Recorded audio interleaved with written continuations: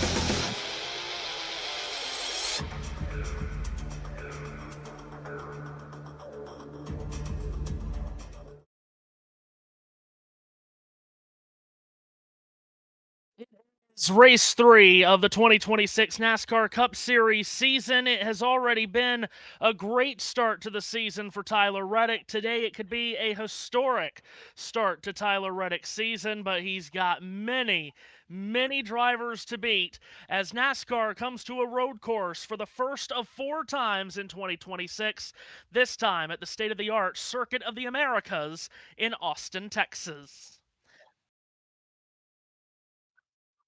Welcome you to coverage here at COTA on both the Ultimate Sports Media Network and on JB Motorsports as we get ready to go for what should be a spectacular race.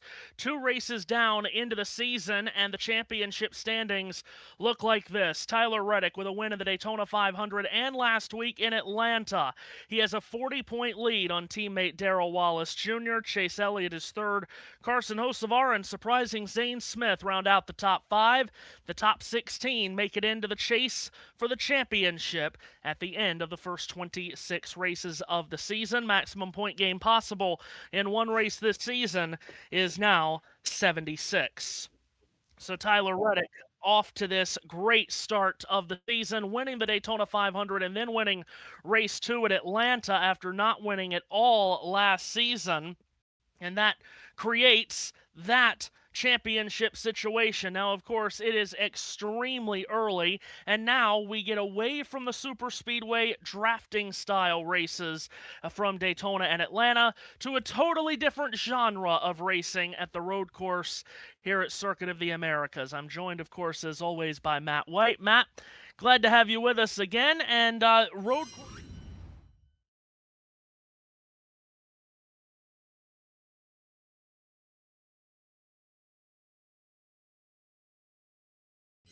the season really hasn't begun yet, has it? Because we've had 2 super speedways and now a road course before we get to some proper oval stuff starting next week. But yes, new package for short ovals and road courses starts today, and it's thrown a bit of a spanner into the work through practice and qualifying. We'll tell you about a slightly topsy-turvy grid for this afternoon's race.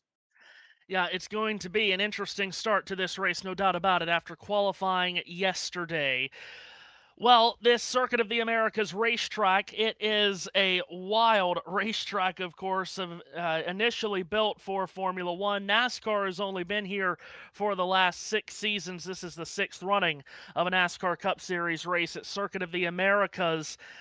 Let's take you through what a lap around here and around this racetrack looks like, because it's about as technical as a road course as you could think. Certainly not a street course. Right side. But let's get in ride, Matt, and this long front straightaway over 3,200 feet long and 133 feet of elevation change. And when you get to the end of the straightaway, how about this turn one? One of the slowest corners on the whole calendar, and we're going to have 37 cars heading towards it on every single restart today. Then it's back down the hill and through the first right-hand corner of the lap, which is turn 2, under the footbridge and into the S's, where track limits will be a factor today. Track limits always a factor here. You cannot have all 4 tires outside the white line in any of these S's, but that's the only place where track limits will be judged at today. Now this section, Matt, this is the second year we've run the short course, which gives you this very tight chicane, and you dance the car and sashay it onto the back straightaway, which is normally very long. Here it's very short, and another heavy braking left-hander. Yeah, we've cut half the racetrack out that we know from Formula 1 and MotoGP around here. At this racetrack over, this is the second year of coming to this loop, and then we're into the stadium section. Slow, technical, not much room to manoeuvre, but many passing opportunities at the same time. And this left-hander we're heading into now is one of the key overtaking spots on the whole racetrack, and there'll be plenty of contact and cars running wide out of here as well. Yeah, absolutely will. And then, of course, this right-hander where you just try to keep the throttle down as much as you can without losing the rear, which, as you can see here, is very difficult. Then into turns 19 and 20. Heavy braking left-hander here. No track limits here, so you can sling the car wide right there, although you will lose some time perhaps. Then the short chute into turn 20. Another heavy braking left-hander, which leads you back on to the main straightaway. That is a lap, and they are wild laps. That is a lap around Circuit of the Americas in Austin, Texas. Well, Matt, Tyler Reddick, familiar spot for him is P1 to start this season, isn't it? He won the Daytona 500, he won Atlanta, and yesterday he won qualifying as he'll start on pole to try to do something that's never been done before. Yeah, it's all coming up roses at the moment for Tyler Reddick, of course, winning the 500, then metricked his way to the pole position at Atlanta last week, and then came back to get the win after damage in the late laps. 2 from 2. It's never been done before, as you mentioned, going 3 from 3 to 2. And we are looking at history potentially today. We're about to go downstairs for pre-race ceremonies as we draw closer to the DuraMAX Texas Grand Prix in Austin, Texas. That was no more evident than overnight in Austin. Today, we send our prayers to the victims and their families from last night's shooting. We also pray for the Austin Police, Fire, and EMS members who serve and protect us every day. For all of those impacted by the overnight tragedy, please join us in a moment of silence.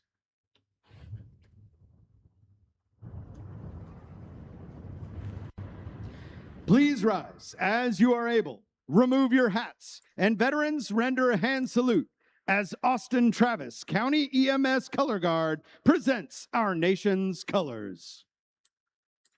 Here to offer today's invocation, please welcome Austin Travis County EMS Clinical Specialist, Tim Morrison. Would you bow your heads with me, please? Father God, we thank you for this day and for bringing us together at this track. We ask for your protection over every driver, give them steady hands, sharp focus, and bring them safely to the finish line. We thank you for these fans and for the freedom to gather and enjoy this great sport. Lord, watch over our first responders and military as they serve and protect as you do us. And above all, we give you glory for your Son, Jesus Christ, and for the salvation won through his sacrifice on the cross. Let today be filled with safety, sportsmanship, and unity, and let all we do honor you. In your mighty name, amen. Here to perform our national anthem, please welcome from the City of Austin Public Safety Strength and Conditioning Coach, Sebastian Olave. Oh, say, can you see by the dawn's early light what so proudly we hailed at the twilight's last gleaming, whose broad stripes and bright stars through the perilous fight o'er the ramparts we watched were so gallantly streaming. And the rocket's red glare, the balls bursting in air, gave proof through the night that our flag was still there.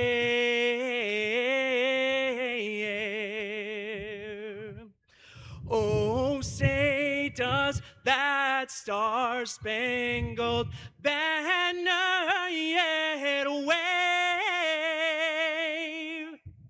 o'er the land of the free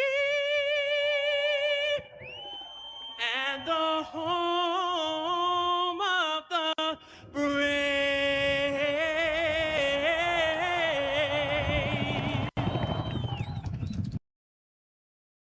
Ready to go here in COTA, and of course, it just here there. It has been a very turbulent last handful of hours in Austin, Texas. Um, very turbulent times, just in general. As you likely know, hopefully we'll take your mind off of all of the outside goings on for the next couple of hours as we bring you this NASCAR Cup Series race here at COTA. We will talk more about the makeup of this race here in just a moment because this is another COTA race, and Kyle Petty will tell us a little bit about it. Handling when navigating the 20-turn course. Drivers will be taking the national configuration at COTA, which is a 2.4-mile road course with changing elevation and strict track limits that drivers must adhere to. With limited passing zones, restarts will be chaotic, especially in the challenging Turn 1, as drivers climb 133 feet only to immediately take a sharp left-hand turn and battle for the overall lead. But don't take my word for it. Let's hear what last year's winner, Christopher Bell, has to say about racing at COTA. COTA just has a little bit of everything. You have some fast-paced corners, you have some really slow corners, and certainly a lot of runoff. Some of it is usable, some of it is not usable, and you have to really mind your P's and Q's, especially whenever you get through the S's, where it pays a lot of dividends to use up all of the racetrack that you can. The restarts are very difficult. Turn 1 is just, it's chaos. It is really wide on corner entry, and you have to be the aggressor. If you're not the aggressor, you're going to lose positions like crazy. So you got to establish your lane and then hope that you don't get, run off the road whenever it comes exit and it gets a lot tighter over there. So you got to be on offense, otherwise you're going to be going backwards. Who's going to make it the victory lane this year? Will Christopher Bell take the trophy for a second year in a row?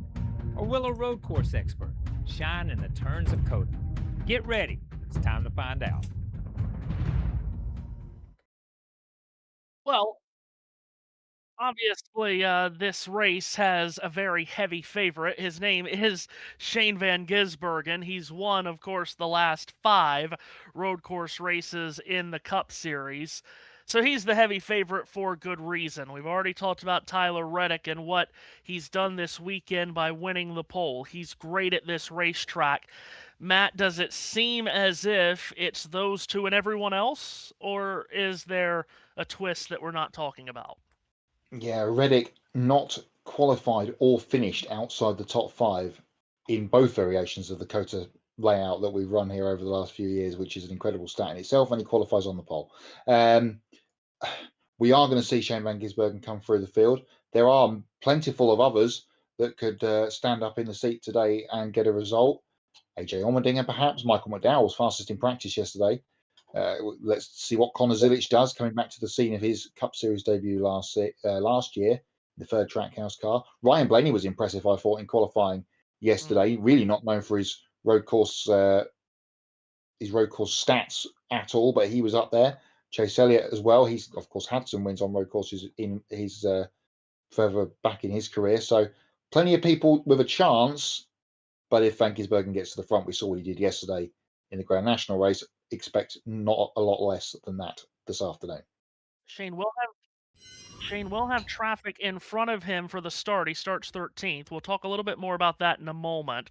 You see what this race is just ahead of us, 95 laps, 228 miles, just shy of 400 kilometers. Stage racing today. We're going to talk about that a little bit later with Matt. That's wildly important. 20 laps the first stage, 25 on the second, and that last stage is 50 laps. And last year, that last stage felt like the first 2 stages went by in a blink, and then the last stage took an age to finish. around this road course 50 laps is a long time on its own, and that's just the final stage. William Byron did set the race record just 2 years ago at an average speed of 85.2 miles an hour. Byron, one of the 16 drivers in this field that does have a road course win in his career. Of course, he has a couple, in fact. Byron has to be one to keep an eye on today, Matt. The Hendrick cars seem to go well around the road courses, particularly Byron Elliott, a former winner here, and Kyle Larson. Yeah, but one nugget to be watching out for today, Kyle Larson perhaps has some engine drama. They checked it this morning in the warm-up of the cars. If they had plugged the ECU into be checked by the team, they would have had to go to the back. They decided not to do that, and they've kept his grid position, and we'll tell you the grid in a moment. So already perhaps interesting for Kyle Larson, of course, was wiped out in the middle of the race last week, looking to get a bounce back result here today, and already might be on the back foot. And he really needs to get going, because you saw the championship standings earlier. We gave you the top 20, and he was not in the top 20. About to get the command to fire the engines here in a matter of moments as we get closer to the start here at the Circuit of the Americas. Again, 4 road course races on the calendar this year. This is the first of them that's down from 6 last year. We'll see what this road course race number 1 gives us.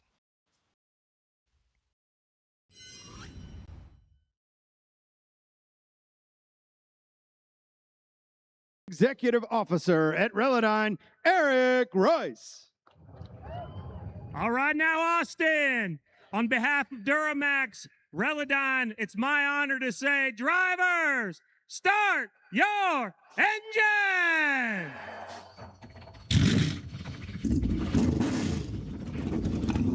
As we get set to go at Circuit of the Americas, we've done a lot of talk. How about we talk about the ones to watch on this day in Austin, Texas? There's a number of people to watch. As always, we give you 4 of them.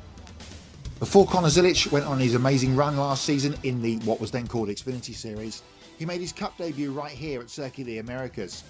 After a poor qualifying, a strong run through the field in Stage 2 got him towards the edge of the top 10 before an accident ruined his day. He comes back to the track where he made his Cup Series debut with all those Xfinity wins under his belt, including a couple of dominating wins on road courses. Can today be the day for the man in the 3rd Trackhouse car, who's had a terrible couple of weeks in terms of the championship points so far?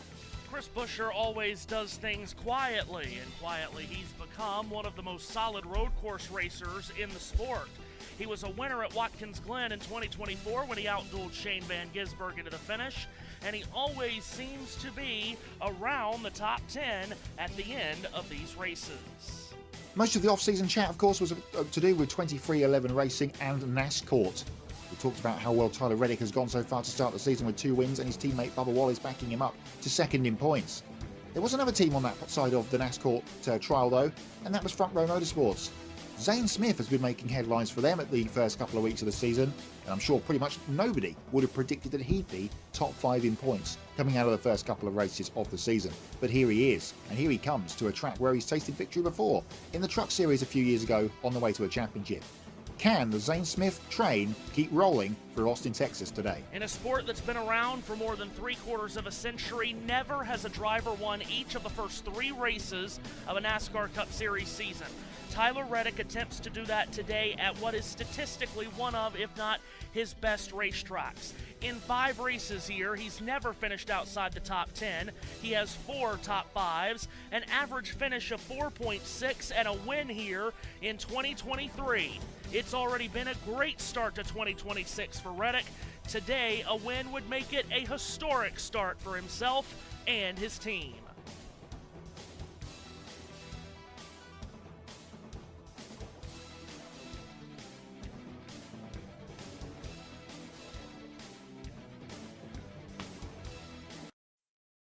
Those are our ones to watch today, and now let's take a look at the starting grid for today's running of the DuraMAX Texas Grand Prix. On the pole, as we talked about, Tyler Reddick, one of his best tracks, perhaps his best track, And with him in the first row, Ross Chastain, who scored his first career win at this course. Chase Briscoe in row 2, new look for him this week, along with Ryan Blaney from High Point, North Carolina. Row 3, 7-time road course race winner Chase Elliott, with Michael McDowell very good on the road course. A.J. Allmendinger in row 4. He's always able to show up at times on these tracks. And Christopher Bell, who won this race a year ago. In row 5, Ty Gibbs, turbulent week for him, alongside 2024 COTA winner William Byron. St. Smith, one of our ones to watch, is on the 6th row, along with another man that was making headlines last week, Carson Hocevar. Watch out for him in the black livery today. Shane Van Gisbergen is next on row 7. Expect him to come forward alongside the man that beat him to victory at Watkins Glen a couple of years ago. Another of our ones to watch, Chris Bush. At row 8 is All Hendrick. Kyle Larson and Alex Bowman find themselves there. Row 9, Todd Gilland in the 34 Love Travel Stock Ford, and Cole Custer in the 41 number 41 Haskell. Denny Hamlin and Joey Logano, two former Daytona 500 winners on row 10. Get my words out. Row 11, Ty Dillon for Colleague, and the Wood Brothers, number 21 of Josh Berry. Row 12, Daniel Suarez, a former Sonoma race winner, and Darrell Wallace Jr. second in the championship. As you continue to look through the field, you see Connor Zilich, who won 5 times on road courses last year in the Grand National Series. Brad Keselowski's never one-on-one. Jesse Love makes a start for Richard Childress Racing with Austin Cindric in row 14. And in row 15, it's Ryan Prix and Kyle Busch. His best race last year was here. Row 16 bringing up towards the rear, John Hunter Nemechek in the 42 for Legacy Motor Club, and Riley Hurd in the 35. Austin Dillon, another of the RCR cars, is next up, along with his former teammate Ricky Stenhouse Jr. on row 17. Noah Gregson and Eric Jones on the next row. We get right towards the back of the grid here for this afternoon's race. We find number 51, Cody Ware, on his own, last on the grid on row 19. 18 Chevrolets, 10 Fords, and 9 Toyotas make up the 37-car starting field as we get ready to go. Cars on the track here at COTA. Matt, let's talk about your keys to the race as we bring the whiteboard out. Thank you, Matthew. 3 points as always to look out for today, and we've already touched on it. Well, SVG won yesterday. He's going to have to come from deeper in the field to do it again today. This is the only road course track on his resume that he has yet to win at. We'll touch on it through the day. To stage point or not to stage point? That is the question today. Will you forfeit your stage position or go for a race victory? Very different way of scoring points again this season, as we've touched on through the last couple of weeks as well. And I disagree with Kyle Petty. Track limits are not a thing around this racetrack, apart from in the S's, where there are tyre stacks, so you have to watch out for them. But as we touched on when we did the virtual lap, plenty of room to roam here at Circuit of the Americas, whether you like it or indeed whether you don't. Very good. Very good, Matt. Now, not a part of that whiteboard is Shane Van Gisbergen and where he starts today. Obviously, he has been unstoppable on these road courses all season long. But, Mr. White, he did not have the single lap speed that everyone expected him to have in qualifying yesterday. But on his last lap of qualifying was very crucial, wasn't it? Because it was group qualifying. He was sitting 20th. He was going to start 20th, 21st, somewhere around there. On his last lap, he jumped up to 13th. On a track position-based road course like this, gaining those 7, 8, 9, 10 positions that he did on that last lap is so huge, especially for a guy like him, in which it's almost as if it's him versus the field, and the field is really tired of seeing him win these races. Yeah, we had a lot of chat, didn't we, about that at the end of last year after the Roval from the likes of Christopher Bell and Chase Elliott, namely. But yes, he was the only man really to improve on a time on his second lap in that first portion of qualifying yesterday. And that could be key to the style of the race. He does slightly more out of the hornet's nest, perhaps, on this first lap than he would have been if he hadn't improved. So different packages we've talked about, more horsepower today, which is something obviously everyone's been screaming for. What they won't be screaming for is another SVG win. If he can manage the horsepower, he was known as the tyre whisperer down in Australia, so he may be able to put some of that into practice today. Does the 750 horsepower make a difference to you, Matt? No. Do we think we're going to see a race terribly different than the 6 road courses we had last year? You know me, I'll watch something with 1 horsepower if needs be. So apart from horses, but yeah, it's going to make. Well, we'll have to see. I don't think it's going to make too much difference today. Might be talking a different story next week when we get to the short oval at Phoenix, of course, when they'll have Firestone rubber on the racetrack to contend with, of course, as well. So that will be more of a talking point throughout the year. But on the road courses, I do not think it's going to make too much of a difference. But we'll see. Yeah, we will see indeed. Shane Van Gisbergen, 5 straight road course wins. The last time he did not win on a road course in the Cup Series was this race last year. He had never won at COTA prior to winning the Grand National race yesterday, of course, where he pulled off a 4-wide pass for the lead on the final restart in turn 1.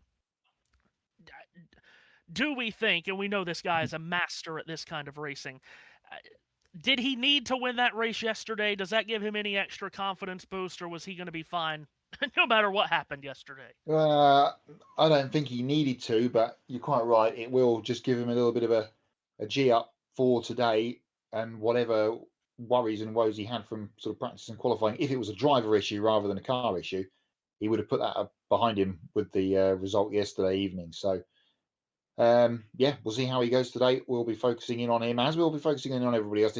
This is not going to be the Shane Van Gisbergen show unless he gets to the front and walks away by 15 seconds. Right, like Alex Palou did earlier today, as he often does in his series that he dominates. Van Gisbergen, Matt, 5 straight road course wins, as we talked about. That's 1 shy of the all-time record. He's trying to equal Jeff Gordon's record of 6 straight road course wins. Of course, Gordon only did it on the 2 road courses of Sonoma and Watkins Glen. That stretch went from Watkins Glen 1997 to Sonoma 2000. Also with a win today, he would not only equal that record, Matt, he would tie Chase for 3rd most road course wins in Cup Series history, with 7 behind only Tony Stewart and Jeff Gordon.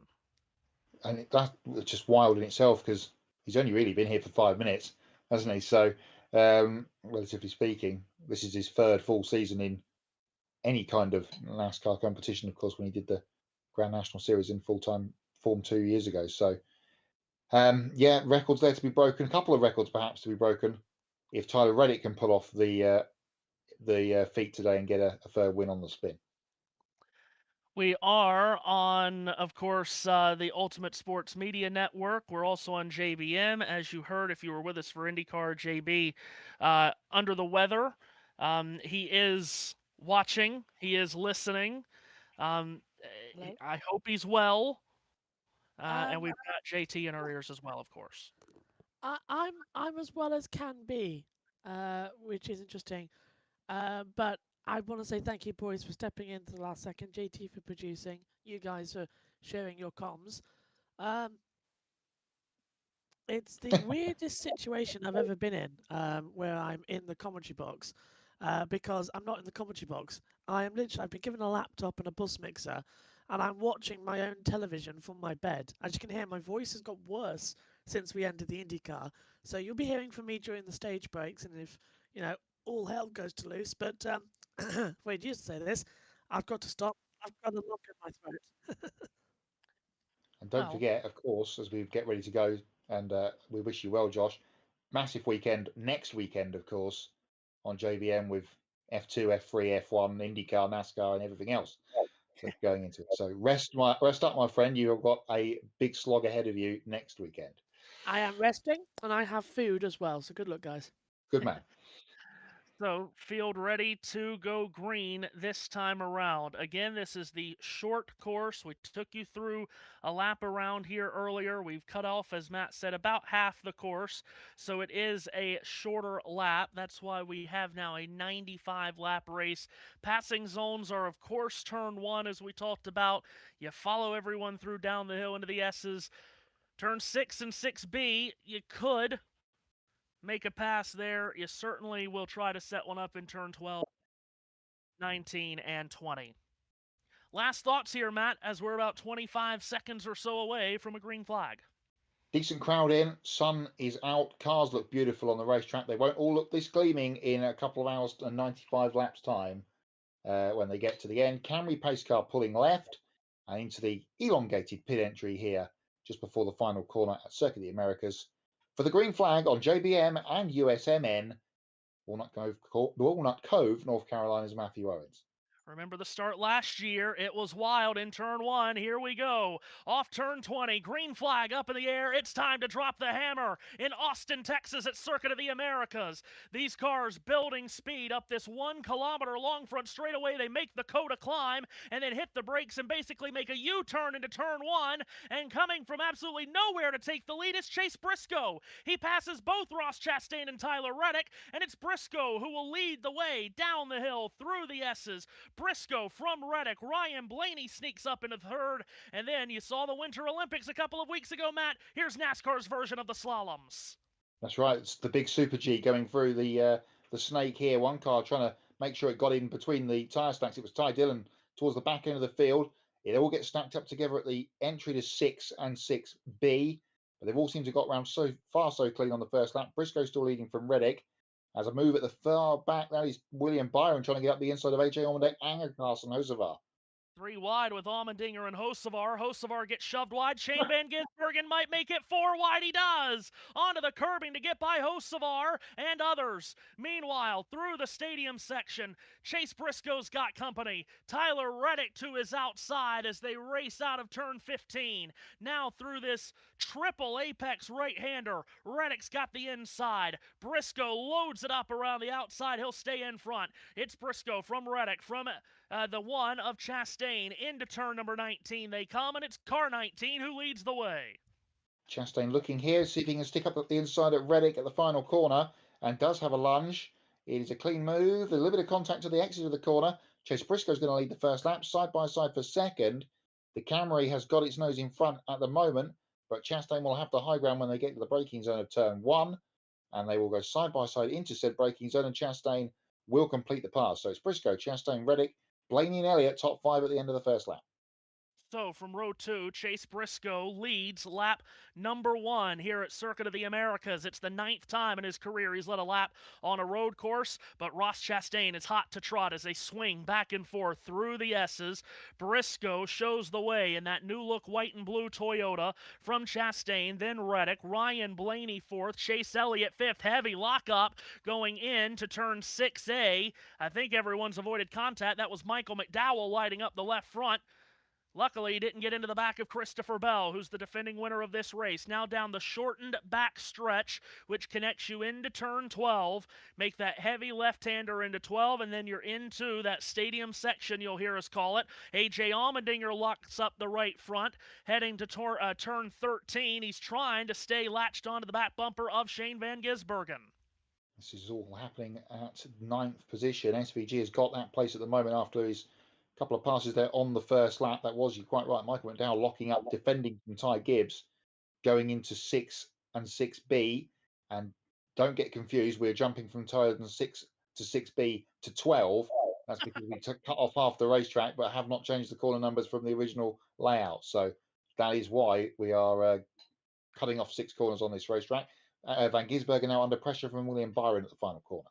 That makes all the sense in the world to go from 6 Doesn't it? to Yes. 12. Yes, I know.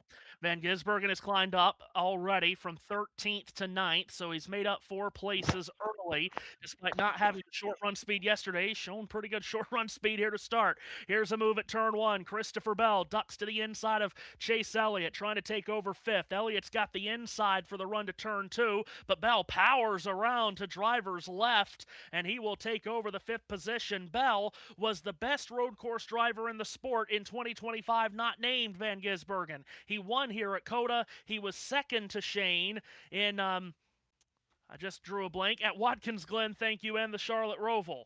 I got there. His teammate, though, leads the way. And Chase Briscoe did say over the off-season he spent 85 to 90% of his time over the off-season working on his road course package, setup, sim time, all of that happening. And clearly it is working, although he did run him decently well at Sonoma, didn't he? Chase Briscoe was always in the race there in that race against SVG. Battle on for third here as Tyler Reddick has now got the company at the back door from the Pennzoil Mobile of Ryan Blaney. Yeah, Blaney, of course, has a road course win on his resume. That was from the very first race at the Charlotte Roval 2018. Fastest in practice yesterday, ran well in qualifying too. Runs in the 4th position. But it's Chase Briscoe, who was in the top 7 in 3 of the last 5 road course races of last year, who shows the way, swinging it wide out of 19 before perfectly cutting it into turn 20. You mentioned track limits, Matt. No worrying about going wide at 19 and 20. We'll be seeing that all day long. Yeah, the only problem at the final corner is there is some grass, so you have to get back on or stay on the tarmac, get back within the white lines there at the final corner to not run onto the grass, which will slow you down and perhaps damage your car. But Briscoe stretched this out to about a 3 or 4 car length lead as they come back down the hill and under the footbridge just before the left, right S's, and then the hard stop into turn 6 and then down the chute to 6B. So racing into that turn 6 section, the shortcut, if you will. And as you mentioned, Matt, Briscoe has legged it out just a little bit on Chastain. Doesn't look like they slow up very much at all for 6B. They obviously have to stand on the brakes for 6A, but they don't decelerate a lot at 6B. And now into 12, Tyler Reddick has Ryan Blaney to driver's left. Reddick goes wide to give Blaney plenty of room, and Blaney in the Pennzoil number 12 goes through to 3rd. Good move there from Blaney. Yeah, that 6B, I don't think it's a braking zone per se, but it's certainly a lift and then get back on it on the throttle when you feel the grip. Here's Michael McDowell. We know his road course pedigree, and he's trying to get around Chase Elliott. This is the battle for 6th position, a couple of car lengths clear of the next group, which is being headed by that purple number 97. Remember, McDowell won the pole and led the most laps at the Chicago Street Course last year, had a mechanical failure that took him out of the running of that race towards the middle portions.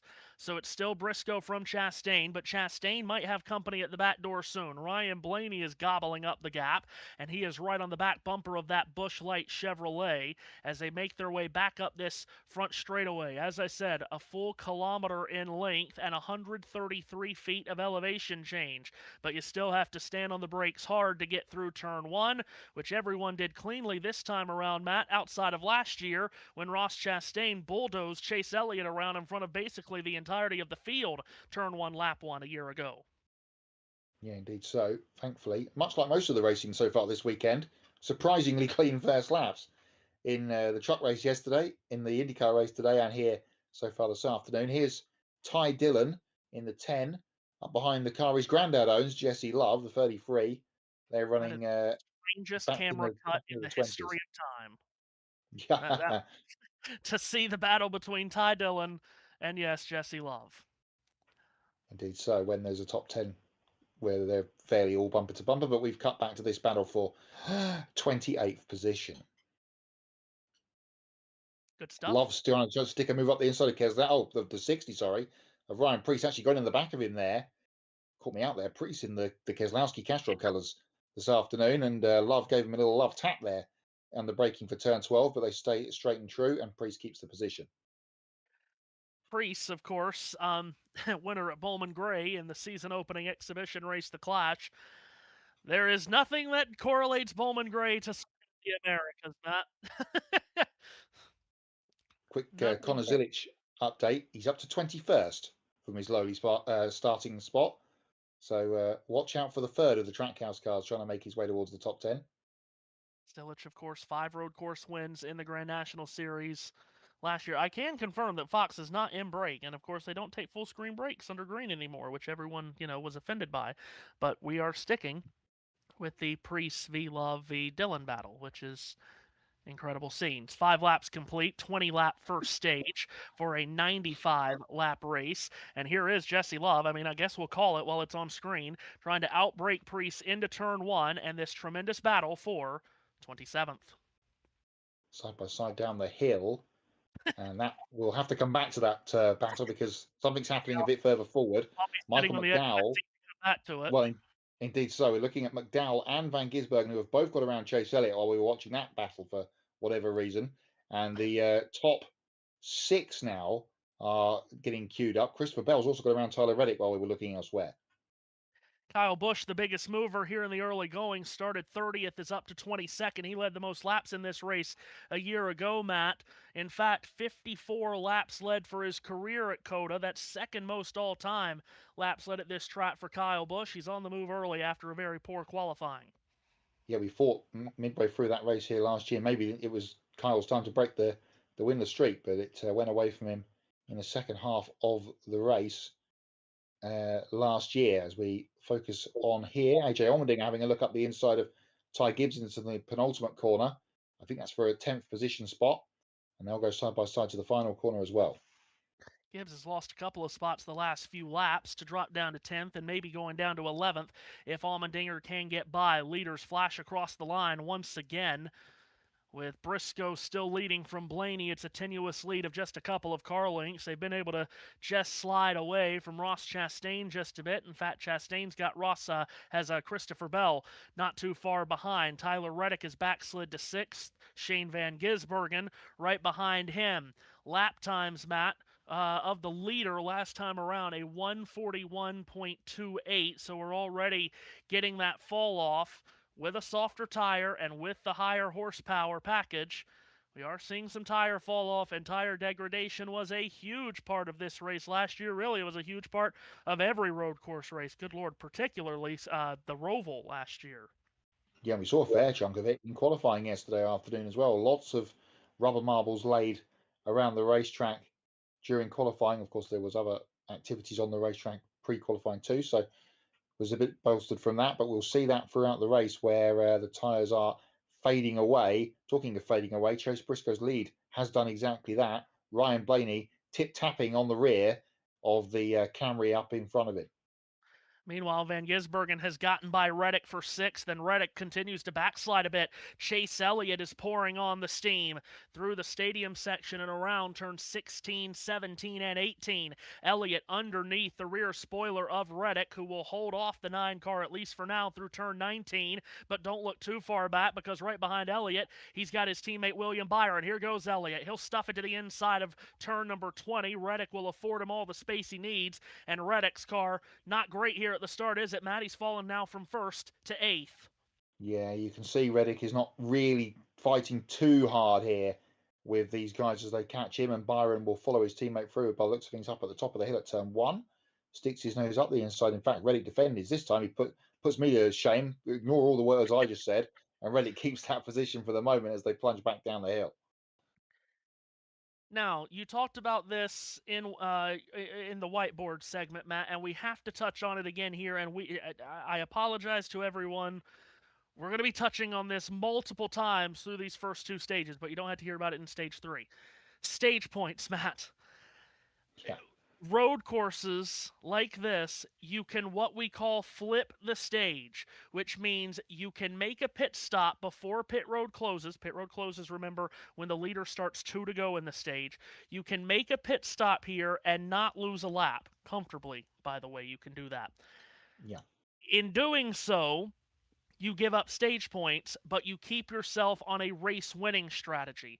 If you don't believe you have a car that can win, maybe you stay on a stage point strategy, maximize stage points to get out of here a little bit better than maybe you would if you feel like you have a 15th or 20th place car.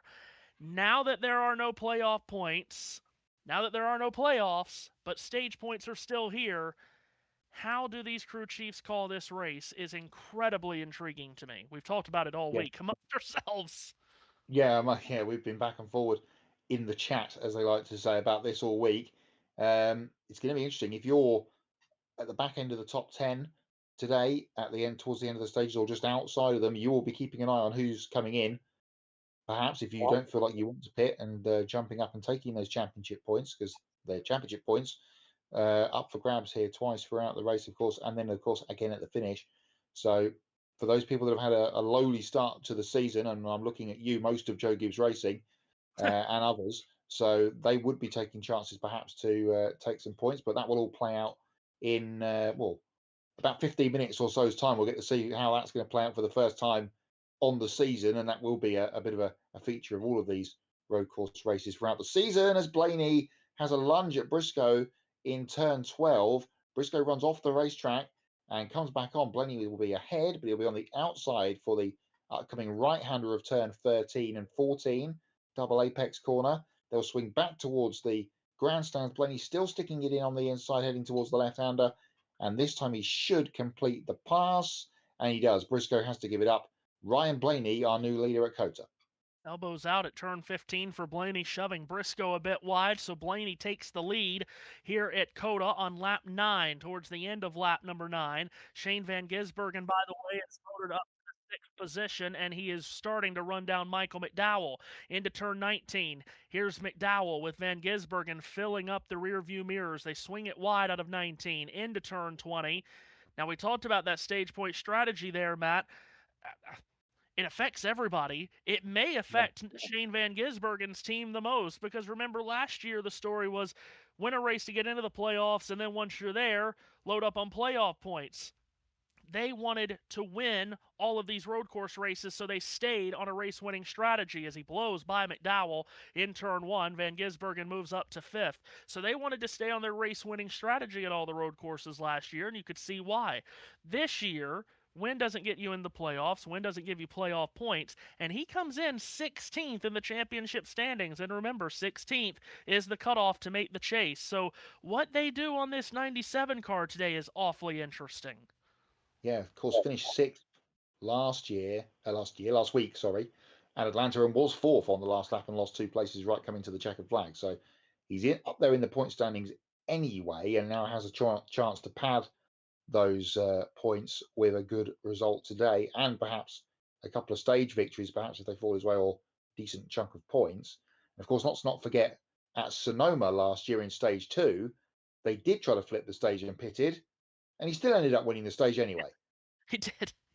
That was stage 2 at Sonoma last year. He flipped it and still won it, which was just signs of his dominance at Sonoma. I mean, you think of the dominant wins that he had last year. Sonoma was a runaway. Mexico was a runaway. The Roval, which had a large margin of victory, wasn't as much of a runaway as the other ones were. But, I mean, he has smothered the field on these road courses for the last year plus now. Back to my point before about the tyre whisperer, that Roval win was exaggerated because they took one less stop in the final stage and long the tyres out to win. So with extra horsepower and a softer tyre, might play into his hands again today. He's already up to 5th from starting 13th. It's only taken him 10 and a bit laps. Tyler Reddick trying to repass Chase Elliott at turn 1. He went deep into turn 1 and got past him. Cameras have not let us know if Elliott did the up and under to get back by, but that's at the 7th position. And I guess they're not going to tell us if that happened or not. But nonetheless, Reddick trying to get Elliott back for 7th. Obviously, Tyler Reddick, a huge story, the biggest storyline for the first 2 weeks, and that's what everyone's been talking about this week, is could he win the first 3 races? He did clear Chase Elliott, so that's Reddick back up to 7th, trying to come back now with some laps on the tires. We're halfway through stage 1. Yep, never been done before. Reddick, of course, we were surmising about Christopher Bell's great start to the year last year, including winning at this racetrack, but of course they weren't from the beginning of the season, Bell's run of victories last year. So potential history on our hands again today with Reddick, but as you said, from the pole, he's now 6 seconds back at the beginning of this lap anyway, of Ryan Blaney, who's now stretching out. He's got over a second on Chase Briscoe in 2nd place. Yeah, Blaney just beat Briscoe by 0.6 the last lap, so there is good life in that 12 car, it would seem, Matt. Good one-lap speed and good long-run speed. And shocking that Ryan Blaney's got good long-run speed. Yeah, if you've heard the two of us on the various channels and networks over the last couple of years, we do always look out for a Ryan Blaney long run because it stares at you in the face most of the time. So here he is, beginning to add to that again today. Yes, and of course we haven't been able to talk about it much this year, have we? Because a long run, there's nothing different about a long run on the super speedways than there is a 5-lap run. But yes, the long run speed really working in Blaney's favor here as he's upped it to 2 seconds on Briscoe. There is a snake of 4 or 5 cars from 2nd on back to 6th. Briscoe, Chastain, Bell, Van Gisbergen, and McDowell. You can see the running order on your screen, of course. So Ryan Blaney taking the lead after Chase Briscoe led the first 8 laps after starting on row 2, took the lead away on the first lap from the front row guys of Ross Chastain and Tyler Reddick. And I do mean, what in the world are we doing? Okay. So does someone that's controlling the buttons, the cameras today, do they have a prop bet on who finishes higher between Jesse Love and Ty Dillon? Yeah, That has to be must the be only reason we're seeing it. But now, well, no, ABM producer. Ty Gibbs and Alex Bowman running at 13th and 14th, just ahead of the Hurricane Carson Hocevar. Which, by the way, do you know, Matt, if a hurricane comes through Dover for All-Star Weekend, can someone still run a backup car for the All-Star race if they get caught up in a hurricane during qualifying? Indeed so. We are way into the weeds of that back door. Yeah. Here. Let's follow the battle for second up the hill to turn 1. Briscoe, Chastain, Bell, Van Gisbergen. Yeah, Briscoe's fallen away now from Blaney, about 3 seconds at the line as they cross it this time, and has fallen back into this group with Chastain, Bell, and Van Gisbergen up behind him. There's about a second gap back then to McDowell. So 4 cars under a blanket here, a Texas-sized blanket, of course. A bit further back in the field, Zane Smith, one of our ones to watch, or 2 of our ones to watch briefly on screen there. Zane Smith and Connor Zilich, but we're back forward, and we're looking at the 1 car of Ross Chastain having a nibble here at second place at the back of Chase Briscoe. All over the back of Briscoe, shooting their way towards turn 12. Chastain took a peek to the inside, now tries to crank it to the bottom, and he might have touched the rear of Briscoe just a bit, but Chastain is through with a turn 12 overtake of the 19. So Chastain moves up into the second position. Behind them, Van Gisbergen has overtaken Christopher Bell, so that's Van Gisbergen up to 4th. Ross had a hilarious quote in the media center yesterday, Matt, as Bell might lose another place here. Michael McDowell shoves him wide at turn 15. Bell's going to stay to his inside for the triple apex 16, 17, and 18. And those two will continue to battle hammer and tong for the 5th position. But yeah, Chastain had a hilarious quote in the media center yesterday after qualifying when he qualified 2nd, nearly took pole. And he said, "Raise your hand if you had me as the highest qualified Trackhouse car." Again, which no someone one would had. have lost the prop bet there. Yeah, really. Yeah, see, he would have been expected to be the slowest of the Trackhouse cars yesterday, I'm sure. But qualified 2nd and now runs 2nd. But his teammate is hot on his heels here as in turn 1, Van Gisbergen, who, again, if you've watched Van Gisbergen run these Cup cars on these road courses the last year plus, just this incredible ability to brake later than everyone, Matt, but still somehow get to the throttle quicker than everyone else off the corner. It's incredible how he does this. You're not supposed to be able to do that. You're supposed to either choose one or the other, but you can't have both. But he does. Yeah, and that's one of the reasons why the TV companies have been asked not to put a foot cam in the Shane Van Gisbergen car anymore after the first couple of races where he did have the camera in the footwell. We haven't seen that for a while, and I wonder why.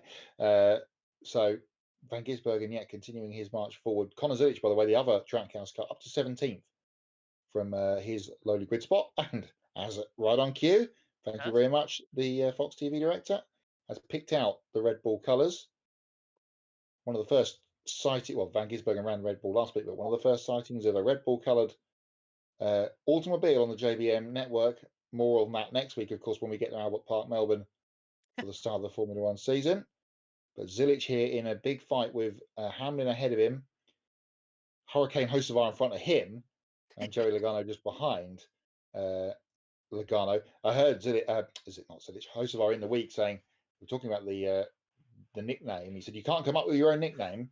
So someone had to come up with a nickname for me, and they've gone with Hurricane, which I retorted to myself.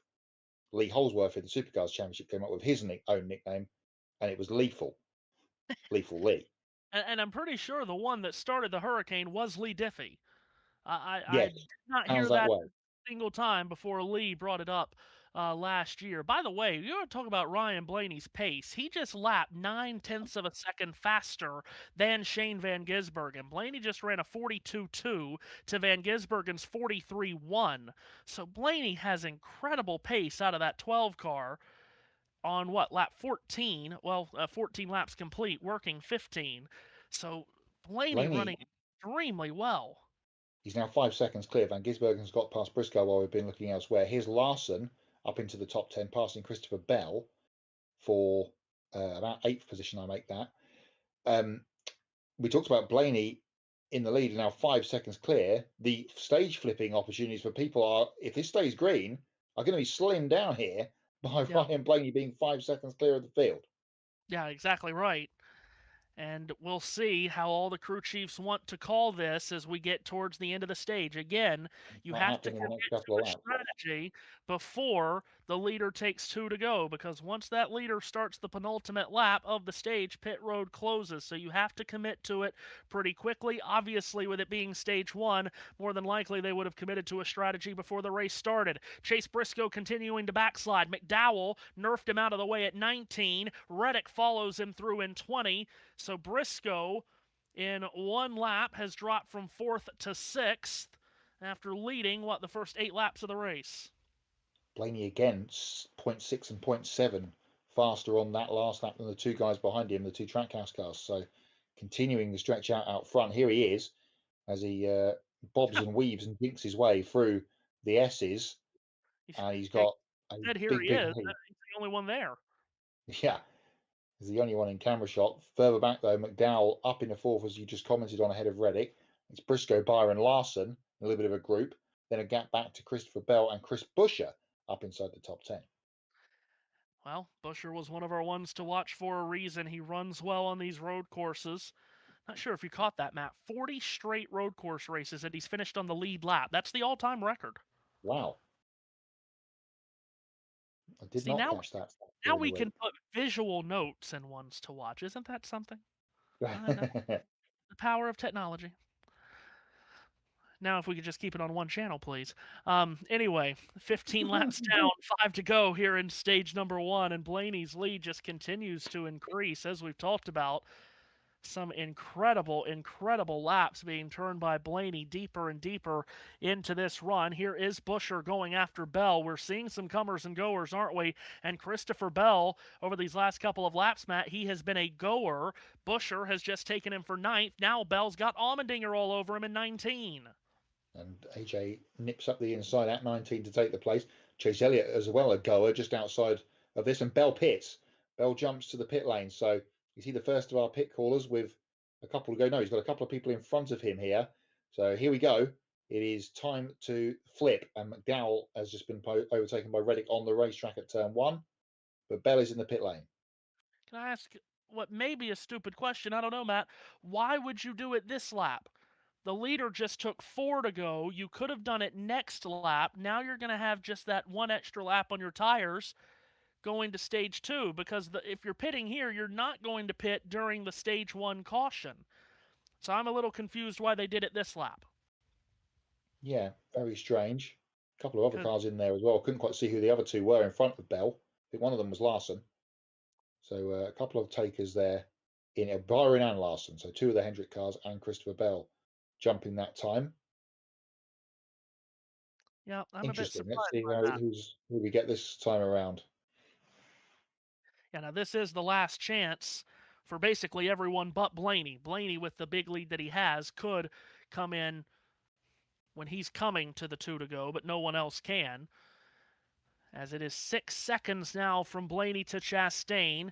Van Gisbergen seems like he's just calmed his jets, cooled his jets. He's not really going after Chastain. He's, I think, just fine running 2 seconds behind him. Blaney coming out of 19 into 20, and he's not pitting this lap either. And he will come to the line. There will be 3 laps to go in stage number 1. Blaney coming into this race, Matt, 8th in the championship standings. If they leave him out for the next 3 laps, it's 10 championship points.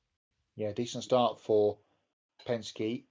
Didn't really see too much of them at the end of the 500, of course, but good run last week at Atlanta. Tyler Reddick has pitted this time, and he's brought Chase Briscoe with him.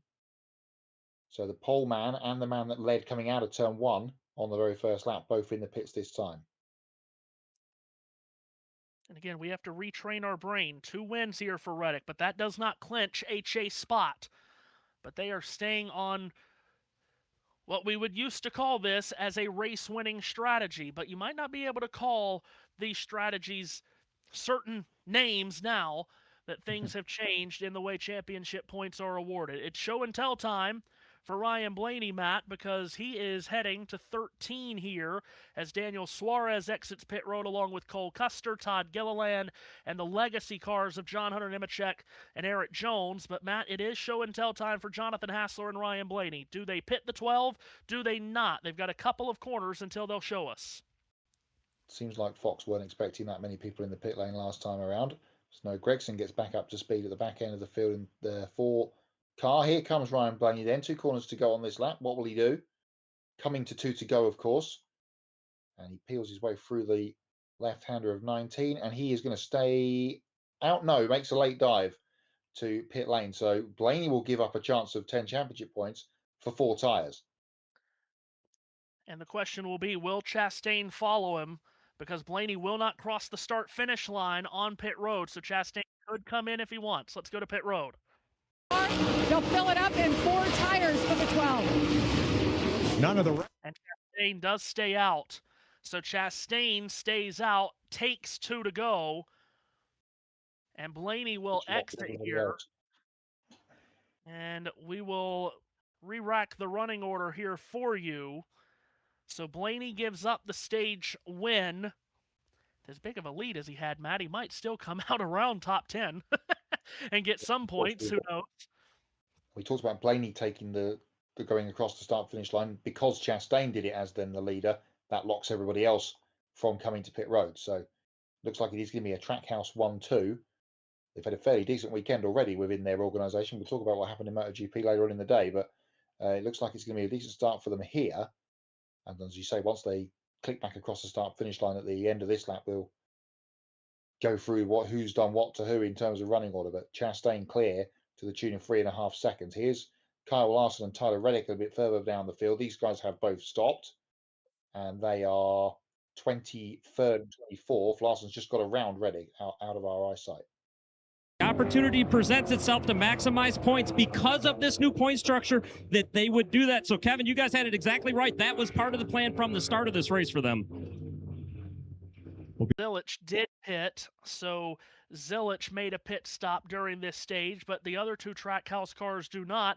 Perhaps Shane might be regretting cooling his jets if that's indeed what he did, because now he will not be in position to battle Chastain for this stage win. Here comes Ross out of turn 20, the site of his first career Cup Series win. Comes to the line, 1 lap to go in stage number 1 here at Circuit of the Americas, and his lead is a hefty one, 4.2 seconds. He added about 8/10 on that last lap. Van Gisbergen 2nd, McDowell 3rd, Buescher 4th, Allmendinger 5th, as we have about 2 miles to go in this stage. Ryan Blaney, by the way, did come out 14th, Matt, so he'll just miss stage points, but that's how big of a lead he had, that he could come all the way down pit road from the lead and only fall to 14th. Ty Gibbs, Alex Bowman, Chase Elliott, Carson Hosepart, and Denny Hamlin, the rest of the top 10.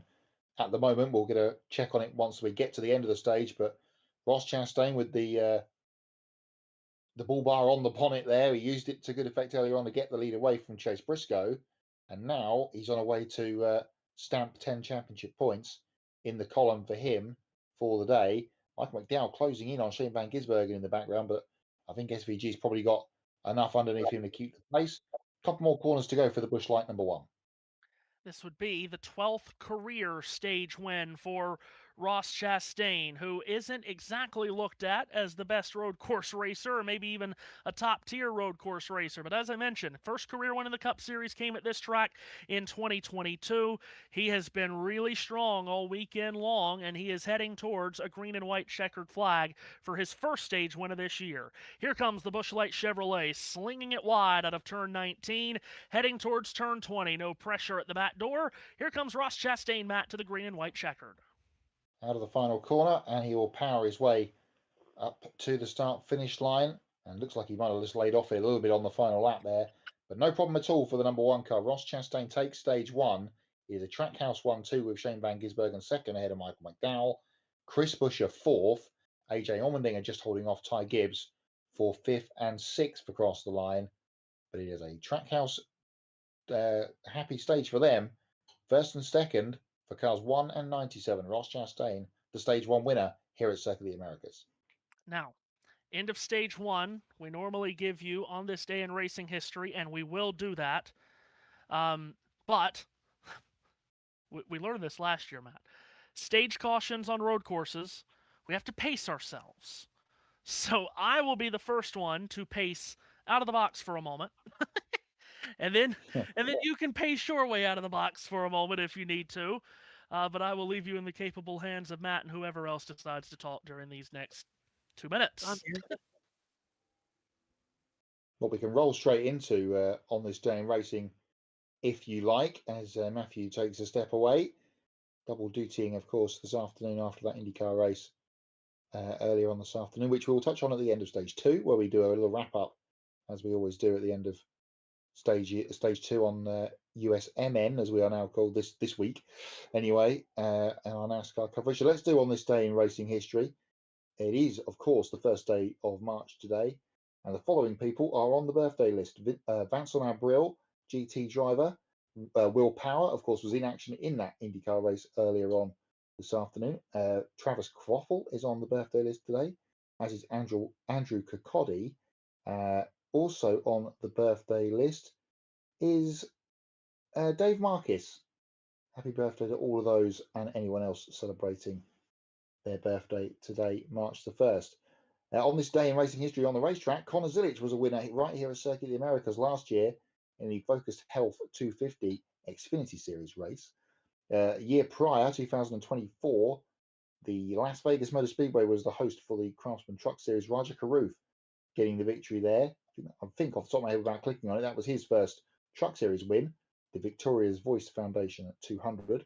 The last Cup race to be run on this day was in 2020, just before the world shut down. We were at Fontana Auto Club Speedway for the Auto Club 400. Alex Bowman, the winner. 2019, another truck race that was won by Kyle Busch, again at Las Vegas Motor Speedway, the Strat 200. 2015.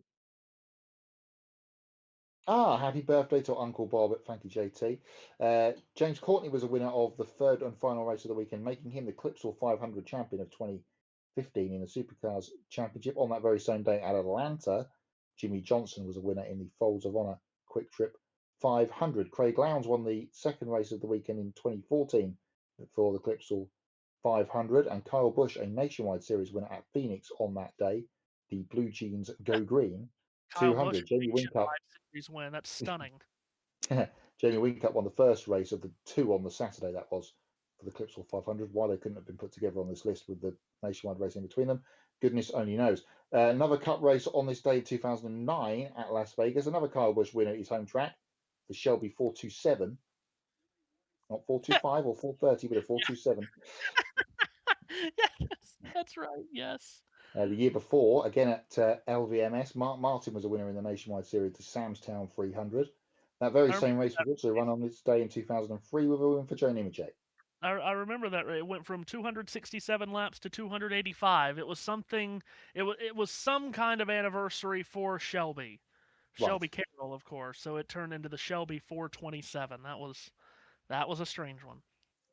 2003 also at Homestead Miami Speedway was the Nextel Grand Prix of Miami for the Grand Am Series. JC France and Hurley Haywood winners there. Another win for Mark Martin on this day in 98, again at Las Vegas in a Cup race this time, the Las Vegas 400. He also won a Grand National Series race again on this date, but this was at Richmond in 1997, the Hardee's Fried Chicken Challenge 250. Rockingham, not Rockingham, in 1992, Bill Elliott, the winner of the GM Goodrich 500, and Nigel Mansell kicked off his 1992 championship winning season with a win at the Yellow Pages South African Grand Prix. Dale Earnhardt, winner of the Rockingham race in 1987 on this day. He also won at Rockingham in the Protector Liner 200 race in the Busch Series in 1986. Darrell Waltrip won at Rockingham in the Carolina 500 of 81. Rene Arnoux won at Kyalami in 1980. Jody Scheckter at home, South Africa, in 1975. And Jackie Stewart also won there in 69. Perfectly timed. The field's on pit road. Just want to catch up on some of the things that's been happening in the YouTube chat. First of all, I am here. I'm just very limited on what I'm saying. So the boys are doing brilliantly. Pit roads. For the 9, Regan. The 1 car, Ross Chastain, just needs drive off, meaning he can't get the power down as well as he wants to. 97 is Shane Van Gisbergen. May have gone a little too early, too soon that run. Yeah, and you saw right there, Ross Chastain lost the lead because he stalled the car, leaving the exit of his pit box. Long stop for Brad Keselowski, who is still on pit road. And Todd Gilliland pitted from 16th, but the car fell off the jack and lost 7 seconds. Chastain, slow pit stop there, and he will lose that. So, just want to bring up some things from the feed, guys. You're getting a lot of good comments on the YouTube chat. The Sir Turbo says better commentary than Fox. Let's be honest. So well done. A lot of people saying about how Reddick is starting to come back through the field, and how this race. This is from Sharky. He said we were supposed to see the 88 versus the 97, but that's not happening today. Coming into it. They're all worried about the F1 in Australia because of what's going on in the world right now, because some of them can't get the cars there, so we might not have an Australian Grand Prix. We'll get more on that, I presume, in the Grid Tonight show, which for the first time might turn political. So, Omi, you're going. I'm if I'm better. And Sharky's prediction was 10-car pile-up, 5 cautions, and pick to win the race, either the 8 or the 97. I'm still picking Reddick, to be fair. You can't go against him. I thought that was an interesting opening stage. I know, I've just seen all the timings that SVG is back to the front now. So predictable as ever. But I think it's the same old at COTA, isn't it?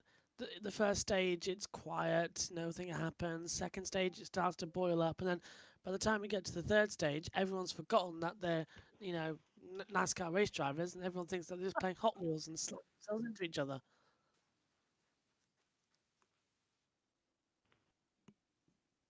So, it was an interesting first stage. Chase Elliott on pit road still, and now just exiting, and I'm trying to get an update on that. Shame. But failing to do so at the current moment. They just they took both of the rear tires off, and they had a pit crew member under the wheel well on both the left rear and right rear.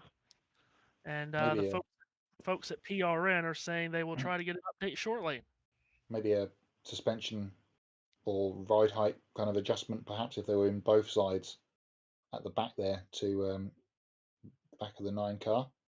But as you say, we'll scour for an update and keep you posted. Thank you for all the nice comments coming our way. We appreciate that. Yes. And Christian Malley with us, as he always is. As always. Good evening, Yes. Christian. Christian's the best. You were going through Stats Sunday, weren't you, earlier on and on this day? Today ended. So, you were mentioning about how you like your stats, Matt. How about this one? 584 races since the last time Ducati were not on a podium in MotoGP. The last time was the 2021 British Grand Prix that they didn't have a podium on a Sunday. Okay, because on TV it said 88 races. Yeah, I've got that one wrong, haven't I? Yeah. Someone has put that. I know I've watched a lot of racing between 2021 and now, but there's not been 584 MotoGP races. TNT has put the wrong stat out, haven't they? Even I was thinking what was going on there. Right. Well, in that case, I'll defect you on 88. Still, the facts points. It says someone's fat fingered that, haven't they? And pressed the 5 as well as the 8 at the same time. Right. Still, at that point, the 2021 British Grand Prix, that's quite a distance coming into it. And long reign Aprilia, because we needed some change. My thoughts, boys, as I increasingly sound like a Dalek, do not adjust your sets. This is just my voice. Exterminate. I think for this stage, we'll see the first half be once again quite calm, and they'll get a little bit of rhythm. And then I reckon someone will try and go for a move, calls a caution, maybe that 6A, 6B section like we saw last year. And watch out for Tyler Reddick, who's going to try and come in. They're at the choose now, so I'll shut up and hand back to you, boys. It did bring Chase Elliott back to pit road to just top off on fuel. We still don't know what they were doing on that very elongated pit stop. I do enjoy, though, how Fox actually went to their pit reporters, Matt, and the pit report on the 9 was no adjustments, and yet they stood there for 30 seconds looking under the wheel wells. Sure. Big long stop for Brad Keselowski under that caution. He has made adjustments, that I can tell you. And Ryan Prix busted for speeding in the pit lane, so he will start at the rear. It is Blaney and Reddick on the front row here for this restart, because of course they were the two guys at the front of the field that did stop, and that's cycled them back to the front. Blaney will be the control. Larson and Byron on row 2, and then it's Bell and Briscoe on the third row. Very glad that you reset the running order, because it has been jostled up. There was just a comment, what happened to SVG? Nothing's happened to him. He won the race off pit road, but 15 cars did not stop under the stage caution because they pitted before the stage ended.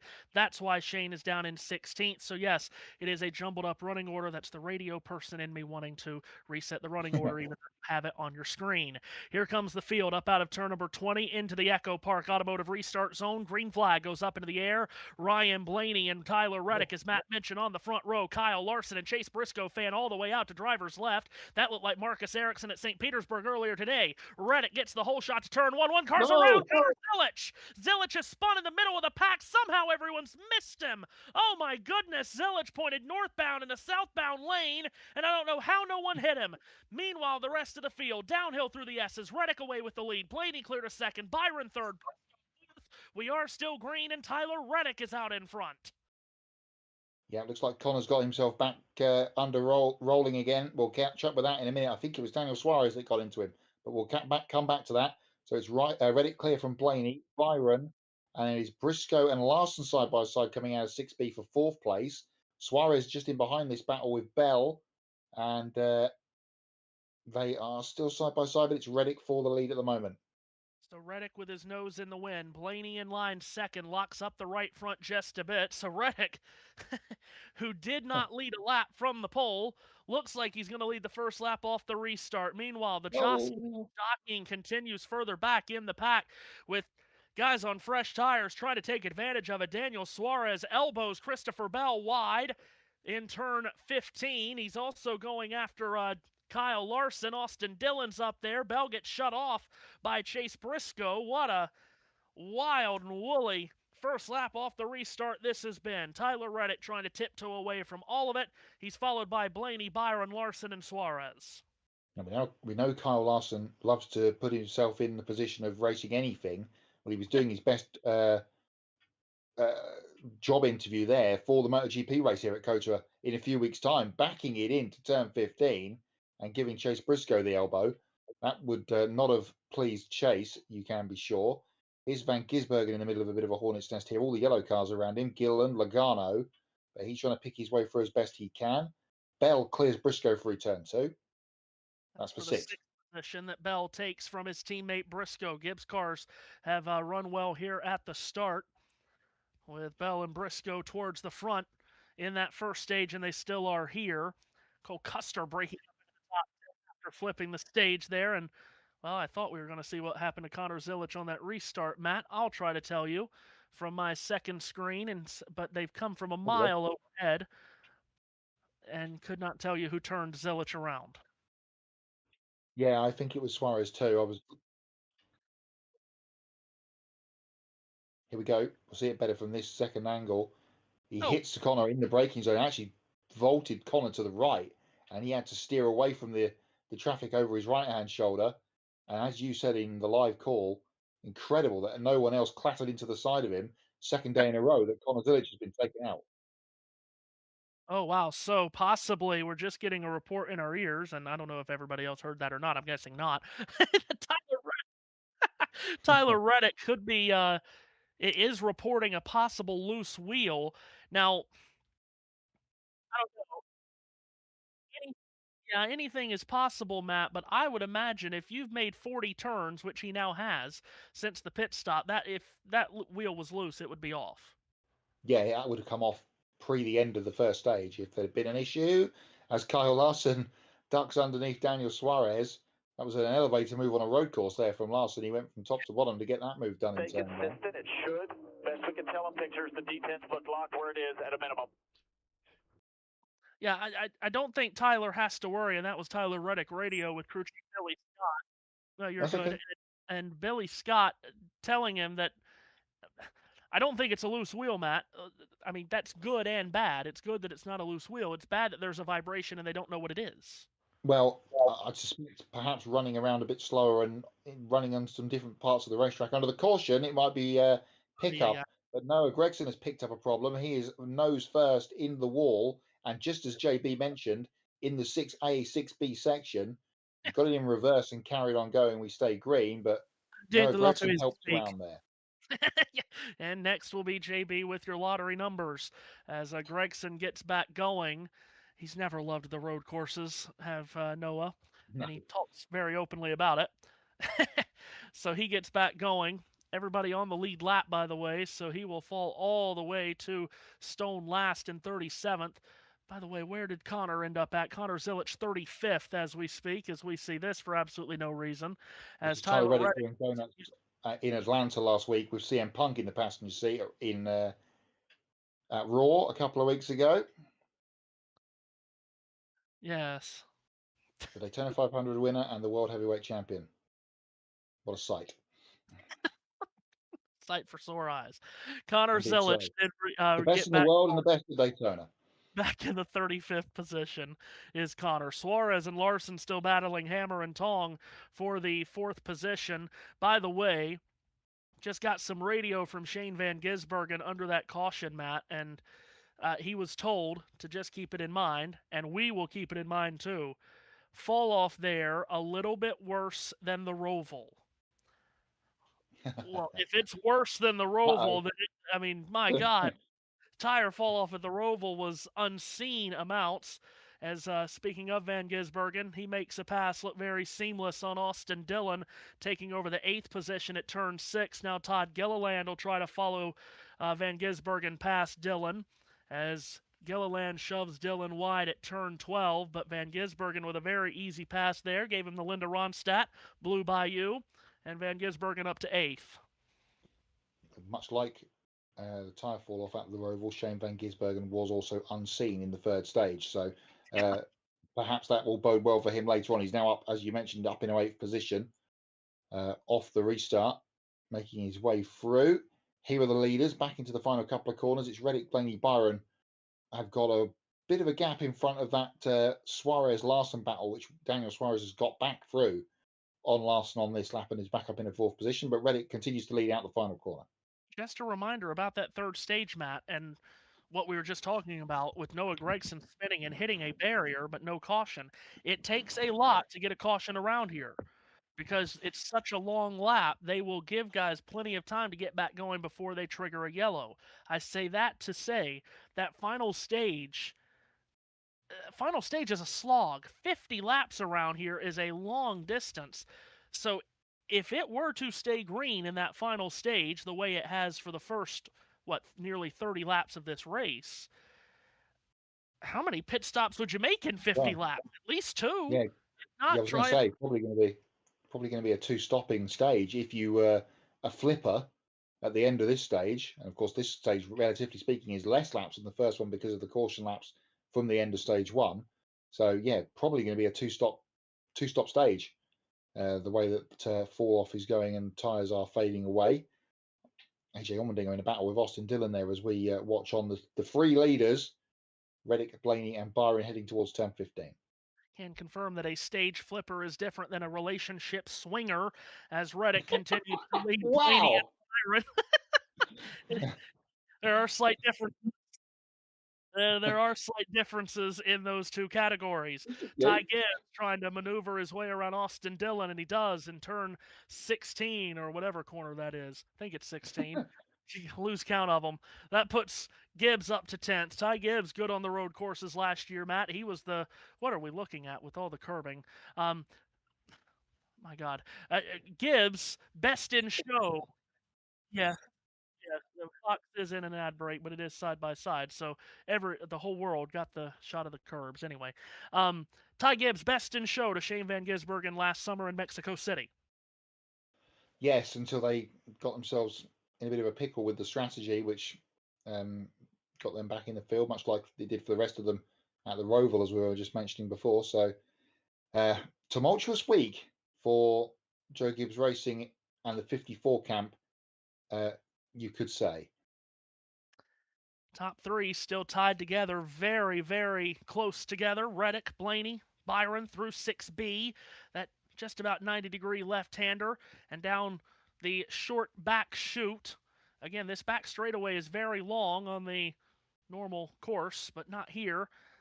And it's Reddick who stays out in front. I do wonder, Matt, if Ryan Blaney is just managing the tire fall off, because how long was it before he took the lead and was never seen again in stage one? It was about 8 laps, and we've been green here for about 5, I'm wanting to say. So has not made any kind of moves on Reddick. Looks like he is just biding his time little by little. Good to see Daniel Suarez up towards the sharp end again this week. He was he featured a little bit in the race towards the end of the proceedings at Atlanta last Sunday.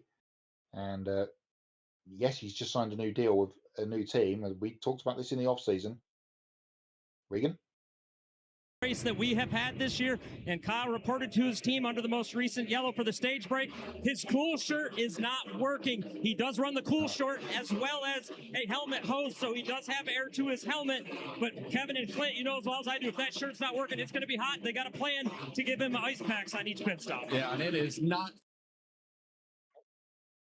Well, Kyle Larson there reporting that his cool suit's not working, and when those things don't work, they actually end up working in reverse, because instead of keeping it cool, the liquid inside the system gets hot and then cooks you from the inside out. So not a great start to the afternoon in terms of that for Kyle Larson, and we'll keep a monitoring on that. It's not slowing him down any, because car 5 is P5 at the moment. It is warm in Texas in March, shock horror, 85 degrees here in Austin today, so it is a hot one. One of the reasons this race is on the calendar in this slot. Yes, exactly right. First day of March, of course, which means madness awaits. If you are joining us on Ultimate Sports Media, Ultimate Sports Media Network, on the Ultimate Sports team, we're just going to have 47 different names because that's how many channels we're going to go through eventually. Get ready for basketball, a lot of it over the next month or so. Reddick continues to lead. Blaney is only a couple of car lengths back second. They have started to slip away just slightly from William Byron. How about Alex Bowman, Matt? Where is that 48 car at? He's 19th. Only 2 drivers have run every Cup race at COTA and finished in the top 10 in all of them. One is Tyler Reddick. The other is Alex Bowman. Underrated on the road courses, Alex Bowman, and that stat backs it up. And of course, he won the second Chicago race a couple of years back in the wild race that was. Dry to wet and, to dry. Yeah, wet to dry, wet to dry, dry to wet. So having a decent enough day at the moment in 19th, as you mentioned. So keep a track on him. Conor Zilic, by the way, 31st on the recovery after that spin at the top of the hill on the restart. Chase Elliott just in front of him, 30th after his elongated pit stops in the end of the stage. Bowman desperately needs a good, just solid run today. Average finish of the first 2 races of 31.5 puts him 32nd in the championship standings. In fact, talk about a who's who that's outside the top 30 in the championship standings coming into this race, Matt. Christopher Bell 31st, Alex Bowman 32nd, Ty Gibbs 33rd, Austin Dillon 34th, Conor Zilic 36th. A lot of talent right there outside the top 30. Yeah, people that have been unlucky, unfortunate, and on the bad end of things over the first couple of laps. Good to see Brad Keselowski continuing in his car. They have Joey Hand on standby today for Brad, and as we know, Keselowski broke his leg in the off-season, still hobbling around with a crutch or cane or stick, whatever you're choosing verbiage. But Brad's going to be talking about Kyle Larson getting his issue with the call suit. Brad's going to be feeling it inside that number 6 today. So Keselowski did say before the race that he is hoping to do the whole race. He's planning to. Of course, let's go to pit road to hear more. He said, I just do what I can during simulation time with these drivers. He's even giving nuggets to Brad Keselowski, who obviously is struggling, and the car is not to his liking.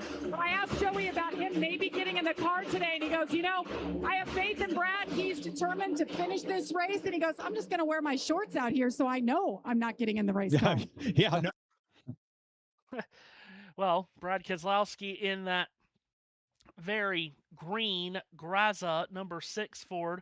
Yes, it was announced this week that Graza is the official olive oil of NASCAR because we all needed an official olive oil of NASCAR. Wait until next week when the official toilet seat of NASCAR gets announced. It will be Booty Barker's toilet seats. Ah, very good. I've never once heard of Graza. I tried to support NASCAR sponsors, and they're the official olive oil sponsor of NASCAR. I'd like to support them, but where the hell do you find Graza? Anyway. Just need someone to pick up Truist as a sponsor, really, don't we, throughout the season? In many ways, yes, but carry on, Matt, please. Stage 2, lap 13, which is lap 33 of the race, and Tyler Reddick continues to lead the way by half a second from Ryan Blaney. William Byron is third, about a second or so back from the 12. Daniel Suarez and Kyle Larson complete the top 5. Bell, Briscoe, Van Gisbergen, Allmendinger, and Todd Gilliland having a perhaps unexpected run so far today. He's just actually been overtaken by Ty Gibbs for 10th spot, with the 34 car up in the mix in this first third of this DuraMAX Texas Grand Prix. Yeah, they've changed the name on us of the last 2 races.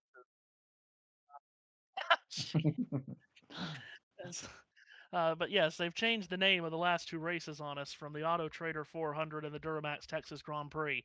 Change of position in 6A. Van Gisbergen takes Christopher Bell, and that is the 7th position now for Shane Van Gisbergen as he makes his way by the reigning race winner here at Circuit of the Americas. Van Gisbergen, Matt, in 7th, about 7 seconds behind the lead. Of course, we're going to Phoenix next week, so it'll be the Subway Eat Fresh 500. Take me. Take me. So Van Gisbergen making moves through the field then, as he did it sort of in the middle of the first stage, had his sort of spurt at the beginning where he picked up some spots off the start, then sort of settled, and then picked some people off as the tyres began to wear. I come back to the tyre whisperer nickname yet again. So Van Gisbergen picking his way through a bit further back here, just outside the top 10. Who are we looking at here? Joey Logano. He's up behind Austin Dillon. Then it is the Stage 1 winner, Ross Chastain, Cole Custer, and Chris Buescher all together. Yeah, they are getting strung out, but there are pockets of cars that aren't getting strung out too. Oh, some lockup there. Was that from Reddick or Blaney? It was one of them. Yeah, it was Blaney in hot behind Reddick at the top of the hill, but squeaked the left front, and no harm, no foul, but he would have marked that tyre up slightly there as he continues to pursue the man that's won the first 2 races of the season. Boy, I tell you, if he wins again today, Michael Jordan's just going to be a Fox fixture. I take it he's here again today. Be surprised if he wasn't. Yeah. He's got a streak going. He might be the lucky charm after all. Fox fixture brought to you by Fred's. Let's go to pit road. On board with Ty Gibbs right here. Yeah. Well, maybe not. Half of the course. Anyway, we struggle to go to pit road with Fox anyway. So And they flew Jamie Little all the way from Florida overnight to get her here. yeah, they did. Look at Jamie go! Look at Jamie go! Just heard Daryl there for some reason. Little Jamie baby.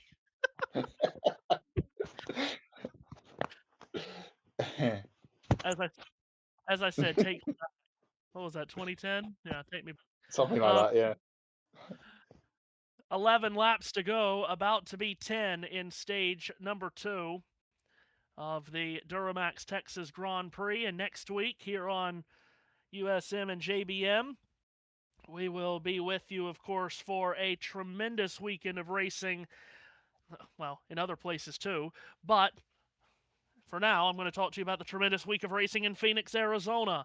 As next weekend, the NTT IndyCar Series comes back to Phoenix on a short week.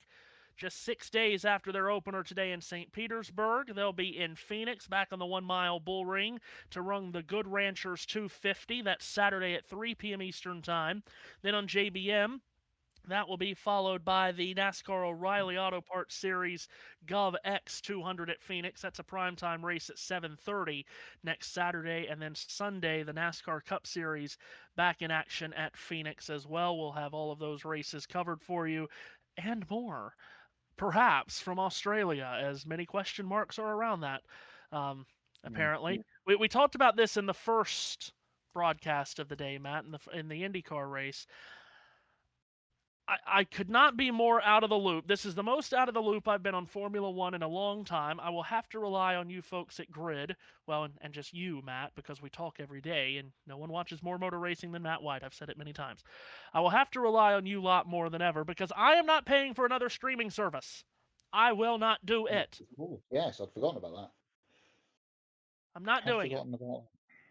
He says after Ferrari wins the first 2 races, and then I make the purchase for Apple TV. At least you can watch the Canadian Grand Prix on. You can watch the Canadian Grand Prix on Netflix though in the summer.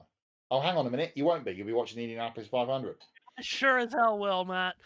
Yeah, I wonder why they put that on Netflix. Could it possibly be really? trying to take viewers away from another race?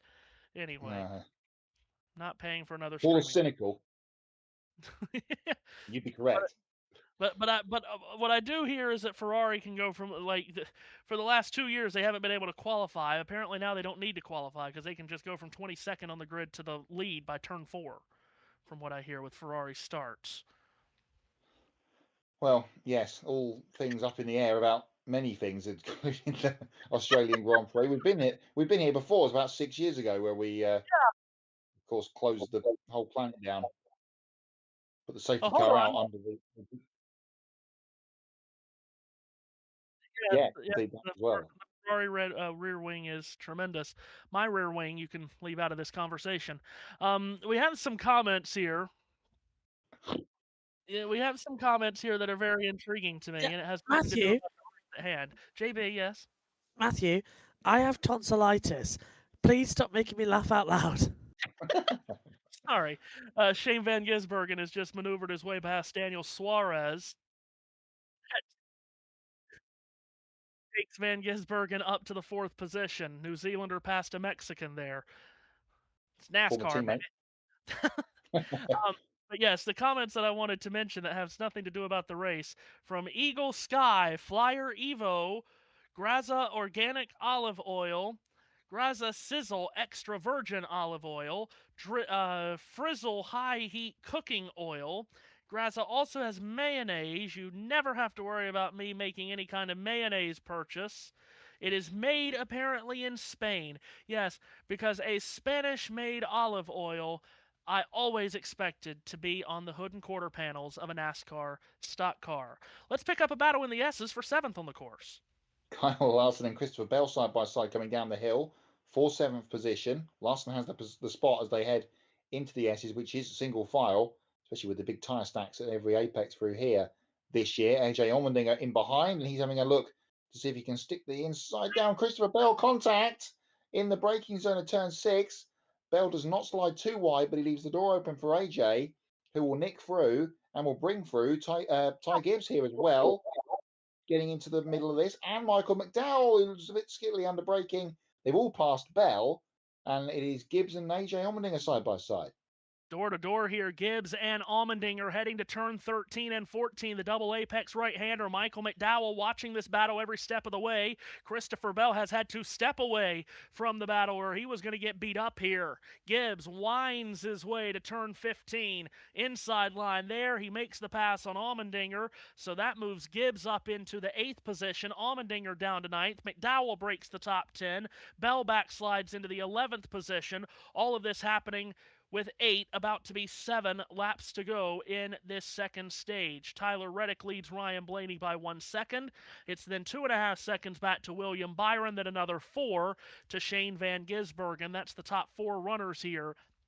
And again, we will see who decides to flip the stage here over the next 4 or 5 laps. Comment in the chat section from Iceman_Kimmy7. I'll leave this for you, Matt. How is Reddick this good? Is it from the performance boost lawsuit settlement or something? Well, this is well, cynical. yes. I mean, statistically, this is his best racetrack. Yeah, he never qualified or finished outside the top 5 in what was this, the sixth race here on the either the long track or the short version of Circuit of the Americas. So does go extremely well at this racetrack, and those two leaders are now stretched out to 4 seconds clear of William Byron, who's just cooling himself off here in 3rd position and trying to maybe get those tyres to the end of the stage. Perhaps we're about to get back into the flip zone for the second time today as we get towards maybe 6 laps to go in this stage at the end of this lap.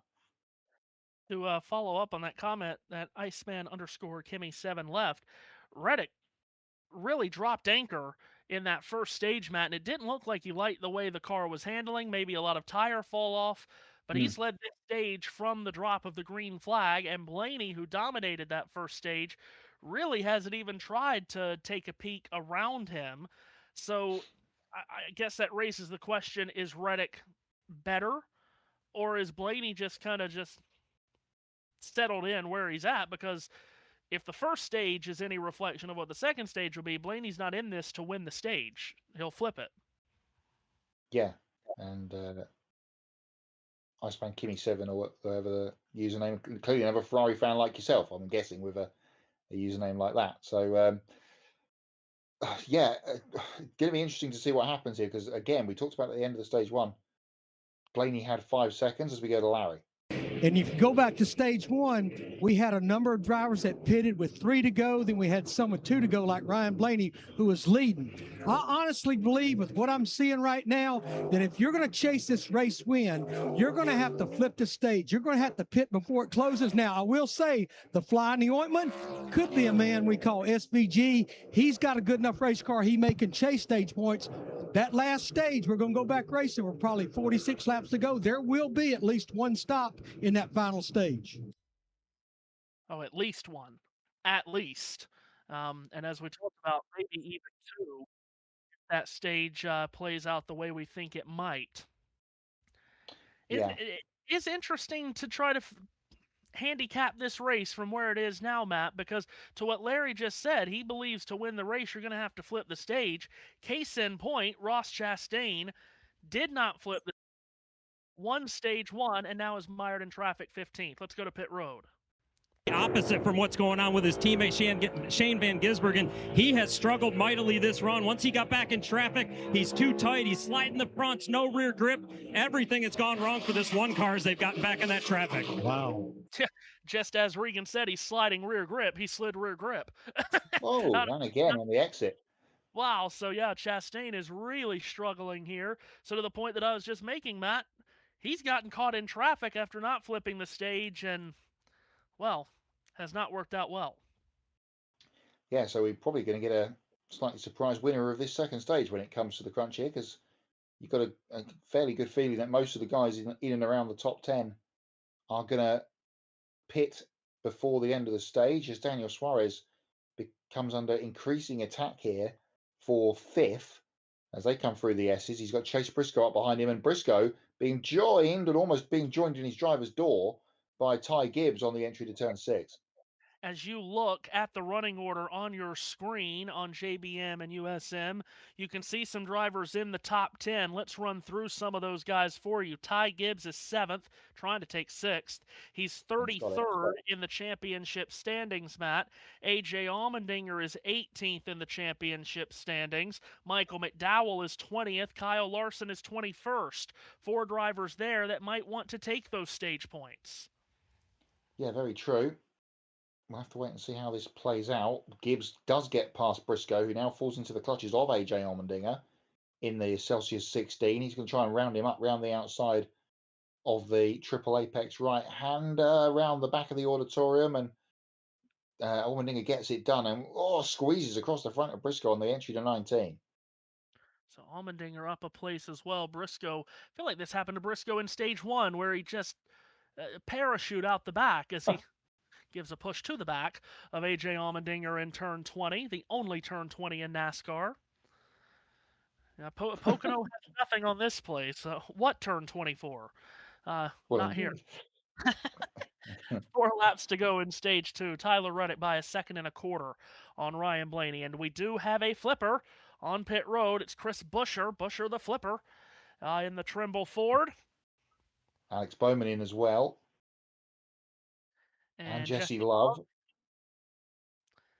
And one more down there. Right up pit lane team who's there. Denny Hamlin as well on pit road. Tyler Reddick continues to lead. We're coming to 3 to go in the stage, so we should see pit road get pretty busy here on this incoming lap. These 2 leaders, by the way, if you're not looking closely at the timing on your screen, they're now 6 seconds clear of William Byron, who is about 1.5 seconds clear of SVG in 4th. So here comes Reddick and Byron through the long right-hander, the final right-hander on the lap. Will Reddick give up the chance for points here as he heads toward the corner? Suarez and Gibbs side by side. I get the feeling we're going to see just about all these leaders come to pit road. Certainly Reddick, Blaney, and Byron and Van Gisbergen, they feel like they have cars that can win the race. I think they will flip it, and indeed Reddick is in. Oh, and we got a car around. Who is that? That is Josh Berry. Oh, Berry. Josh in the middle of the stadium section. Tagged one of those tire barriers, but he's kept it going. We are still green. The leader, Reddick, on pit road. Regan. Pit stall, it's pit stall number 1 that he has. What every crew chief wants to hear from the driver. Tyler said the balance is good. Don't change a thing. Only thing he's asking for is a water bottle. That's all he wants. So Reddick pits. Ryan Blaney did not, but again, as the leader, he can pit this upcoming lap and still be good and not have to serve a penalty. So Blaney leads from Byron, Van Gisbergen. That's your top 3. Then Gibbs and Allmendinger. We did stay green through the Josh Berry spin in what looked to be Sector 3. Yeah, it looked like it was in the stadium section. And a change at 2nd. Van Gisbergen at 6B takes over the spot from Byron. So up into, 3rd really, because Reddick was, of course, in front of them prior to his pit stop. So Van Gisbergen continuing to march through the field as they slip and slide their way with these very worn Goodyear tyres now through this stadium section, and they will be screaming to get rid of them. Perhaps this time, at least this front 3, as we suspect, will head to pit road. That would leave Ty Gibbs at the head of the field, but we'll see what happens. I think Gibbs might be the first one that may choose to take the stage points, but we will see what happens indeed here as the leaders approach pit entry. Blaney, is he making the left-hand turn to pit road or not? Van Gisbergen is, and presumably Blaney is, and he is.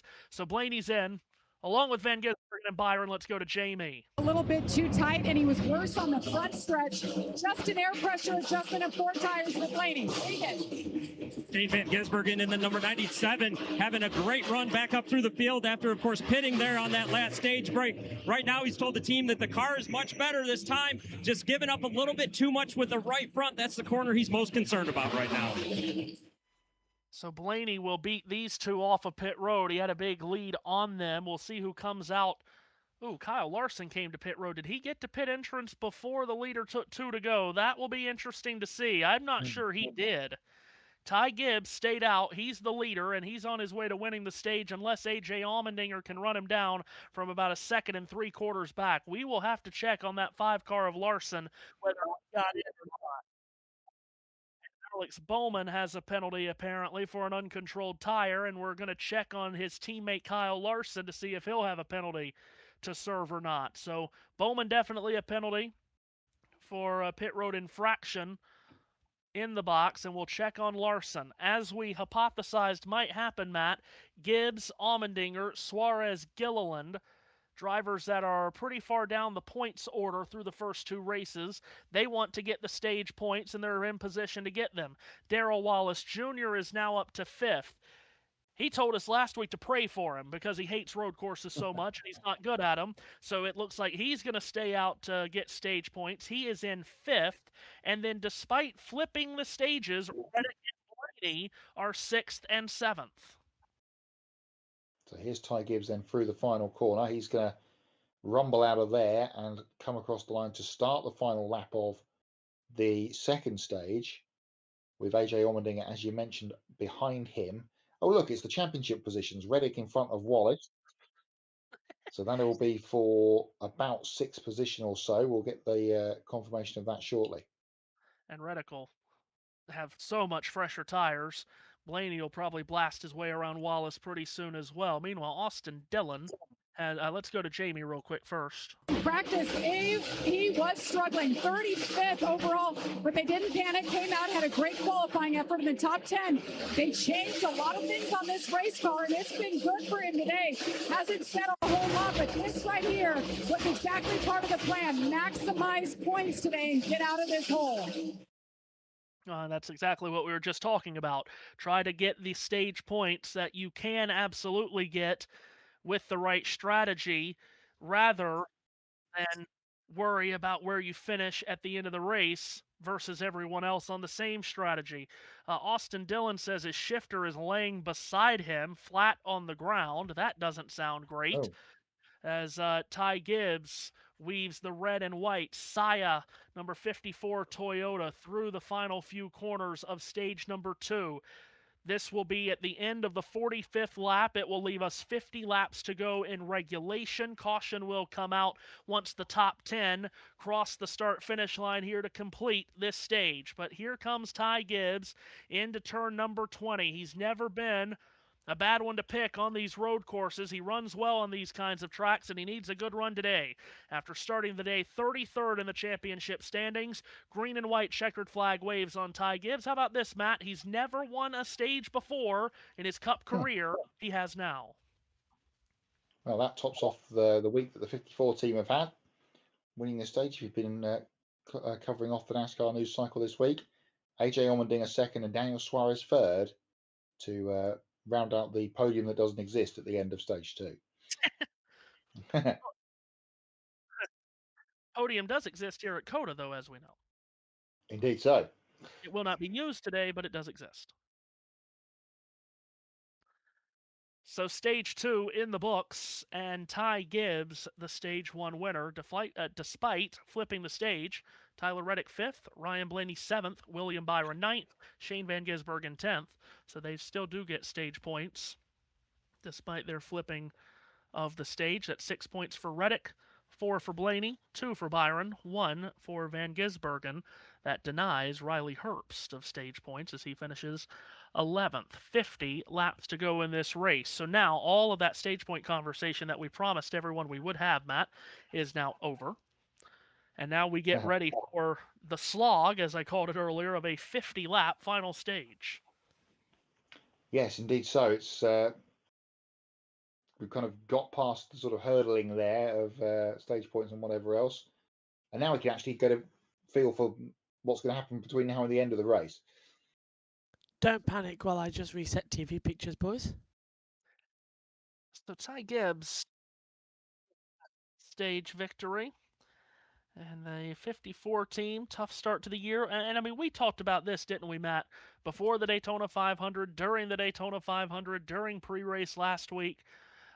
we talked about there would be teams, not a team, there would be teams that would have stuff happen to them on those two super speedways, and they would come to COTA in a points hole. And again, do they believe that 54 car can win the race today? Probably not. So why not go out and get the stage points as much you can? Yeah, and they've done that job. And as Jamie said, they were sort of back end of the field through practice, had a decent or better qualifying.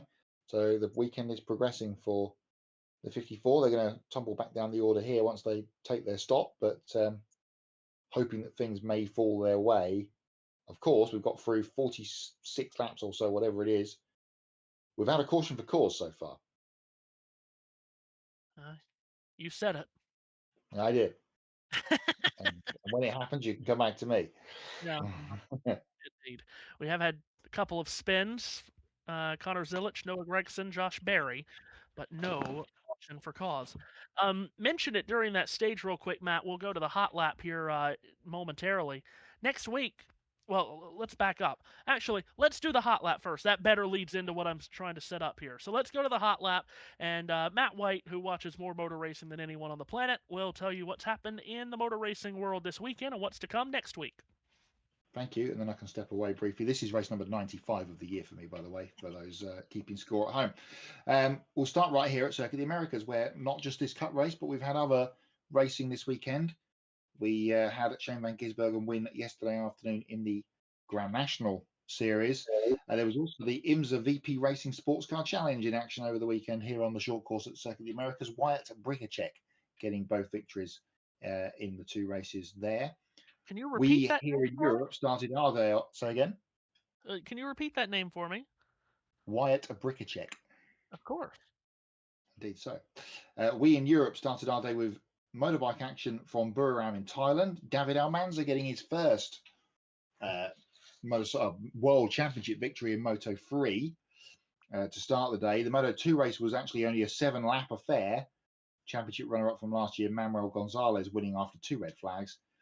And in the sprint and then the MotoGP main race, Pedro Acosta winning yesterday the sprint, and Marco Bezzecchi rebounding after crashing in the lead of the sprint yesterday to win the main Grand Prix. Also this weekend, as you heard earlier on, we had the IndyCar race at St. Petersburg. They all turned up for an IndyCar race, and Alex Palou won. Also today, early before that race, Nikita Johnson getting his first Indy Next victory for Cape Motorsports. The expected drama, but actually it was a really good race yesterday afternoon for the Truck Series, was won by Lane Riggs. And also in action at St. Petersburg over the weekend, 2 races to start the season for the US F2000. Sebastian Garzon winning yesterday, and their second race is actually happening right now. So I can't tell you what has happened in that because it has not been posted as a result. So that brings you up to speed with what's been happening so far this weekend. And next weekend, a bunch going on, Matt, we think. We hope. We think and we hope. As you've mentioned, IndyCar and NASCAR at Phoenix. That's the Grand National Series and the Cup Series with the IndyCars on the oval at Phoenix. And at Albert Park, Formula 1, Formula 2, Formula 3, V8 Supercars and Porsche Carrera Cup Australia on a huge mammoth bill down there at Albert Park. Yeah, as you mentioned, Circuit of the Americas, Phoenix for us, for IndyCar and for NASCAR next weekend. And I'll let you step away before I ask you what I was going to bring up. And I will bring in JB, who I know has been watching behind the scenes and apparently laughing at times. I apologize. Yeah, thanks. They are fixing the shifter in the Austin Dillon car, which I'm sure is great news for him. That looks something different to me on the monitor. Well, yeah, indeed. Yeah. So your thoughts, JB, through a caution for cause free first 2 stages? Well, the lottery numbers are 7, 15, 26, 4, 3, and 11. Bonus ball of 17. And I'd said that there'd be a problem in that 6A, 6B section, and I was right. Good news. I've had some food and I'm able to swallow again. Yes, it is anyways. But I'm able to have a little bit of vocal range back, which is good news, which means this might be on its way out if I have a few days rest. And it looks like he's got going again as well, Matthew, so that's good news. Stage 2 was a bit uneventful, wasn't it? Just as we were predicting. So this is Bowman's uncontrolled tyre earlier on, and it's pretty similar to what we saw last week at Echo Park. Just drifting out and no one's there to collect it, and you can't go over the pit wall to get it either, because that counts as somebody else over the wall. So we saw it at Atlanta a week ago, and NASCAR staying by Draconian. Pits are open this time by, and well, I think as well we should probably mention what a bad week it's been for Joe Gibbs Racing. It really has, with the injunction, with Gayapart, and everything going on. And it was nice to see that Ty Gibbs, Matthew, you know how much, he's had such a hard life, Ty Gibbs. He really, really has. He's been so hardly done by. And it's good to see the underdog and the real, people's driver get a stage win. Yes. Other than is, I think Lance Stroll has just kissed a puppy. Yes, the Austin Dillon gear shifter, as we said, was lying on the floor. Jamie We will Little. go to The Jamie 54 Little. team, he said they were definitely better that run. He just wants better drive. Great run so far here. Josh. Daniel Suarez, the initial decision was to pit when the leader did, but last minute decision to stay out at the end of that stage. He said that car is firing up well, but at the end, he's barely hanging on with those tires. Regan? Nice job getting stage points for AJ Allmendinger, but that car is tight with the nose, has no grip in the rear. His cool suit's not working. His helmet hose is blowing hot air. Wow. Gibbs will win the race off of pit road. Yes, you did hear that right yesterday. If you were with us for the truck race, there was that quote about Ty Gibbs has been dealt many tough hands. Sure he has. Yeah, like the time. Really? Oh, and Bubba's running to the back of Josh Berry coming into pit road.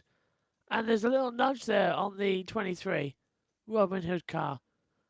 So that's the second cool suit that's gone out that we've heard of, and the hose is blowing out hot air, which is just great. So that means all of the air coming from this broadcast is going into that helmet. My God. And Matthew, this will be one for you more than it will for the rest of the crew behind the scenes here. Even with all those problems, Jordan Bianchi will still be disappointed that AJ Allmendinger doesn't win this race. Yes, he will. I might be being unfamiliar here, but I don't remember there being a large crane into turn 1. No. Like a building crane. That's new. Yeah, I'd noticed that earlier. Of course. JT's got something to say. JB. Yes, hello. Hello, my dad has just said that you sound like a Dalek. I feel like a Dalek. You know how many times I've heard that today? What the hell are you talking about? You don't know what a Oh, my Dalek goodness. is. Right, You've not watched Matthew, Doctor Who, have you? No. No. The Daleks. Exterminate. All that lot. And I'm doing it without a ring modulator, by the way. I haven't. This is how my voice is gone. A I'll send you a Dalek. picture. Yeah. Okay. A Dalek is basically this pepper pot or a dustbin, which goes around killing loads of people. Imagine Nazis in tanks. Sending you a picture, Owens. Is this a British show? Was that a British show? Doctor Oh. Who. Yeah. You had it over there on Disney Plus. You wrecked it. I wouldn't know. It's got a worldwide following. Oh, what in the hell is that thing? The Daleks in the 1960s in Great Britain, it was the Beatles and the Daleks. It was Beatlemania and Dalek mania, and I wish I was kidding. The Daleks were over so here. popular. You had the Avengers. And that's not the Avengers of Iron Man and all that. That's the Avengers of John Steed, Mrs. Peel, Kathy Gale, and all that lot. In a Ford Cortina. Oh, what a car. Might watch Well, the Avengers. as we wrap up English culture on the ones, I would ask a question. JB, is this killing you? Sitting in the background and not calling? Funnily enough, I've had this once before, of course, wasn't it? When I was in hospital and I was watching you guys do the shows from my hospital bed. But it does feel real because there's nothing wrong with me this time. Like last time when I was hooked up to IVs and everything. This time it does feel weird because I know I'm physically fit. It's just the fact is that my voice and the tonsils aren't there, so I can't go up the volume levels like I usually do. So it's grating me a little bit that I can't do it. And There's nothing wrong with him. His throat is just he can't talk. Matt, there's nothing wrong with the car except it's on fire. Yeah, Escorts first, second, third, and fourth in this race, because they are only escorts in this race. I've never been able to use, and I've got to stop now because I've got a lump in my throat. So actually, truly, And stop the start watch. Who sounded worse, Matthew? Josh now or me at the 500 2 weeks ago? Well, Matt at the 500 really toughed it out because he was going through it to begin with, and then there was this false sense of hope that there would be relief, and there wasn't. That's right. So, I mean, it started early I've forgotten about that. very early in the race. Well, not very, maybe stage one. Lap 50, lap 60 in the race, he started handing it off to me in the middle of 3 and 4. And I thought, okay, we'll just hand it off to each other in the middle of the corner. And then as it gone on, I felt like I finally hit my head that, oh, wait, no, he's probably handing it to me because he can't talk any further. I was done. yeah. Well, needed anyway, 15 seconds to recoup. That was similar to how it was in the well, not so much the trucks, that was bad, but today's St. Petersburg race. Moto 3, I was fine. Moto 2 nearly killed me with the 3 red flags and the starts. Moto GP, it was okay, but then I went to sleep to catch up and try and heal, and as soon as I woke back up, it was gone. I had nothing left for me. The opening lap of St. Petersburg sounds like a Dalek. So, yeah, there you go. Stage 3, I'm sticking with my prediction of Tyler Reddick. He's got the lead at the top. And watch out for SVG in 4th. And yeah, I'll pipe up if you need me if there's a yellow. This is where all hell's going to break loose. Good luck, boys. Michael McDowell was told over the radio to be on offense on this restart. He is in row 3. You see the running order on screen with Tyler Reddick and Ryan Blaney on the front row. Reddick inside of row 1, the control car. Byron and Van Gisbergen in row 2. Here we go, Matt, for the final 45 laps. This could get very interesting on the restart because even with all this time to go, the restart could decide the race in many ways. Green flag. Up in the air through the restart zone we come. Leaders level pegging. Chase Briscoe's got a good jump. He's going to try and jump to the inside much like he did on the initial start of this race and take it 4 wide with Byron, SVG and McDowell. Reddick's going to come out of the corner in the lead just from Ryan Blaney. Everybody else shuffling their way through. We've made it. Good stuff on all 3 restarts to get through there. Blaney goes to second. Briscoe up to third from the 3rd row ahead of Byron. Then it's SVG and I think that's Christopher Bell just tucked in behind him.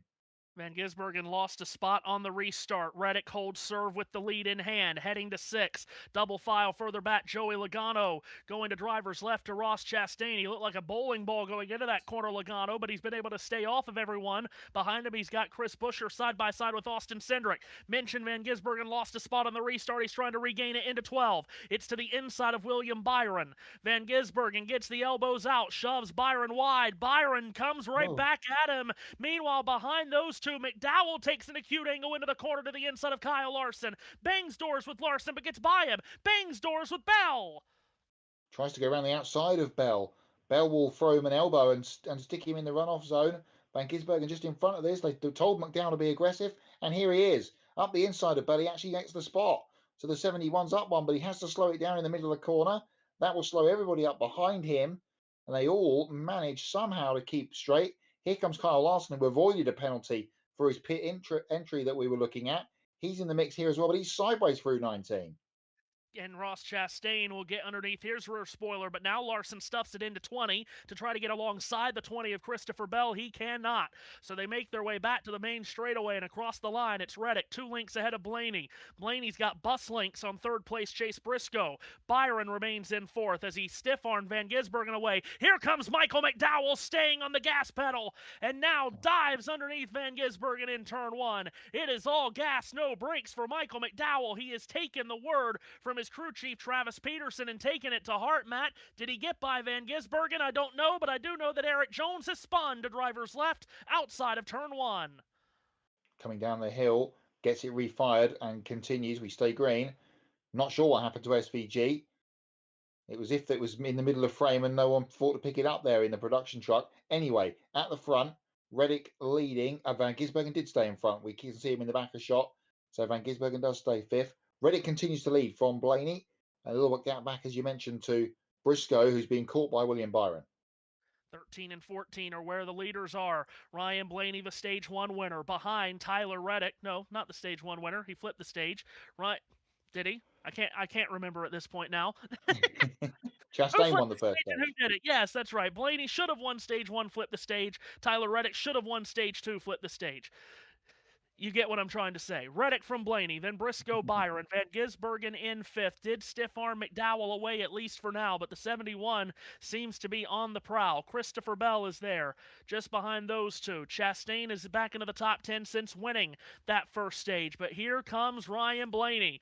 He cracks the whip and gets going on the back bumper of Tyler Reddick. Eric Jones outside of turn 1, Matt. He got pushed wide, tried to cut down into traffic, and just got torpedoed around. Yeah, couldn't quite see who that was, but he came across from driver's right to left, trying to take the sort of normal line down there, but he found everybody to his inside.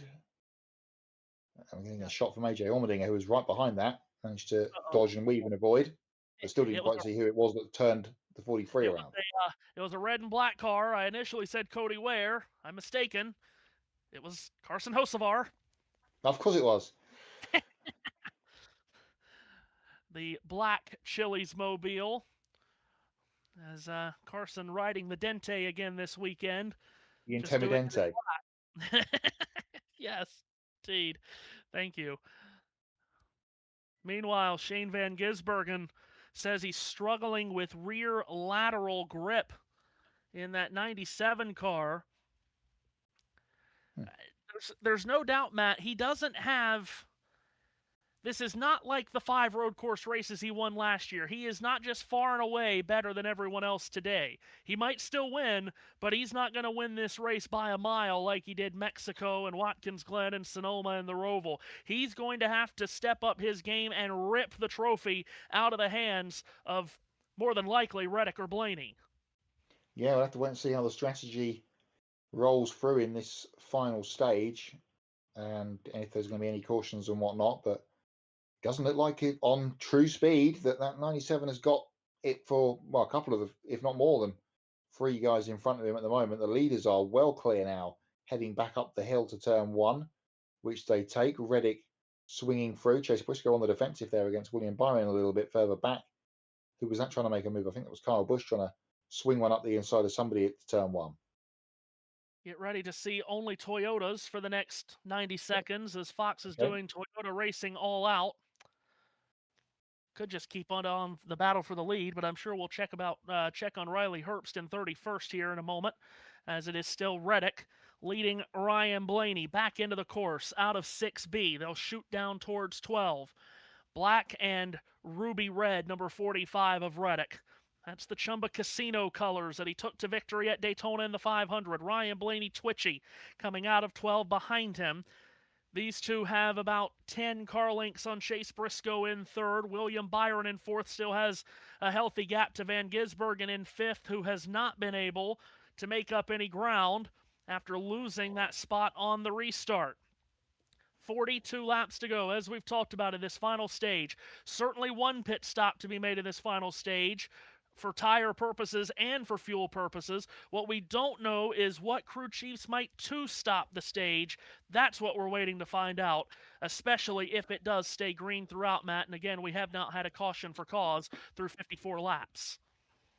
Yeah, you might find a bunch of people that just aren't confident or have got the longevity in their tyres to do the two-stop tango and end up going with a three-stop strategy in this stage. And then if there's a caution, it might either fall their way or completely sucker punch them for the rest of the afternoon. So it's going to be interesting to see how that all pans out. Let's have a quick look at what's happening for third.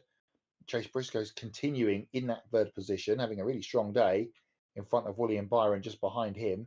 They're both being caught by Van Gisbergen, though, so after his early troubles off the restart and complaining of the grip issues that you said he'd been reporting on the radio, he is now reeling back in the guys just in front of him. Briscoe could win this race, Matt, if we get overtime or maybe a restart with 5 to go. Short run speed's good in that 19, but after about 5 to 8 laps, I just think there's too much fall off on the 19 car. Yeah, we saw that, didn't we, in the second stage especially. So it's going to be interesting to see what adjustments they made for the incoming tyres or setup on that car as Ryan Blaney gets right to the back here of Reddick in the stadium section, trying to put him under some pressure. Reddick has to defend through the left-hander at 15, but Blaney might have the exit here. Blaney did not show any kind of offensive strategy in that second stage. He was just very happy staying right behind Tyler Reddick, which he did for that entirety of the second stage after leading the majority of the first stage. Now Blaney, who legged out a 6-second lead in stage 1, may have the best car here, or at least joint best car here, applying some pressure on Reddick. Through the apex of turn 20, they'll swing it wide to driver's right across the candy cane striped curbing and back to the main straightaway. Reddick crosses the line and climbs the hill with a tenuous lead of a car length and a half. Reddick, defensive line, swerves to the left. Blaney in his tire tracks might take a tighter angle through turn 1, but he can't make an assault. Reddick continues to lead. They downhill plunge to turn 2. Perhaps there was a conversation between Jonathan Hassler, Ryan Blaney, and the 12 crew for stage 2, knowing that they were going to flip it. Absolutely no need to go all out here, and maybe he just sat in behind and scoped Reddick out for that duration of stage 2 to see what he had, as Reddick was a bit deep there into 6, but managed to get it sorted. So yeah, perhaps a little bit of scouting going on from the 12 team there in stage 2 to get them in a position here to overcome the 45 in the final stage. A little bit of battling between them has actually brought the two behind a little bit closer on this lap. Well, and it's also sped Tyler Reddick up. He wanted to stay in front of Blaney, and the way I can tell you that is Shane Van Gisbergen has had the Xfinity fastest lap point since about lap 2 of this race. He has it no longer. Tyler Reddick has just set the fastest lap of the race, Matt, and it was the first lap under the 100-second bracket all day long. He just ran a lap of 99.933 seconds with 41 laps to go, so he just set the fastest lap of the race. Further back, it's a hornet's nest. Where in the world is this at? This is at about 15th on back. Chase Elliott, Ty Gibbs, Ty Dillon, Joey Logano. What a hornet's nest of cars this is outside the top dozen. Yeah, our stage 2 winner, Ty Gibbs, way in the back here. Here's Connor Zilic. Let's see what's happening with young Connor in the 88. Of course, had that spin at the start of the second stage off the bumper of Daniel Suarez. He is now in 12th position. And he is second on the restart. So that's 10 places on the restart for Connor. Excellent stuff. And he's now trying to close in on Austin Cindric, who, again, is someone we probably should talk about in these road course races. And we haven't talked about it too much. When he came up from Xfinity, he hasn't really produced the goods as we expected him to do so, turning right and left. But he's just outside the top. He's just got into the top 10 in the number 2 car.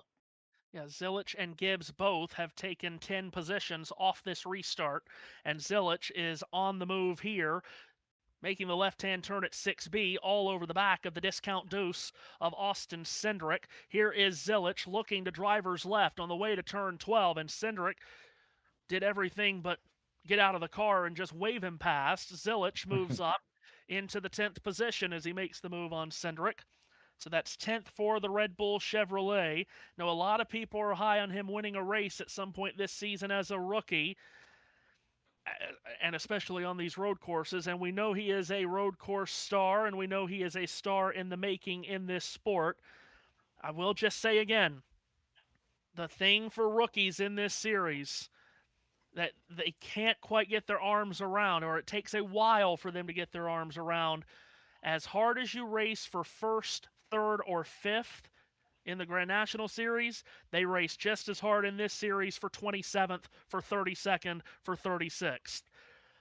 That is the level of step up when you go from Tier 2 to Tier 1, Matt. But Zilich in the top 10 here in the final stage. What is this? 3 wide in turn 1. Kyle Larson cuts drastically from right to left. He'll overtake Christopher Bell. He'll try to get by Ross Chastain in the same move.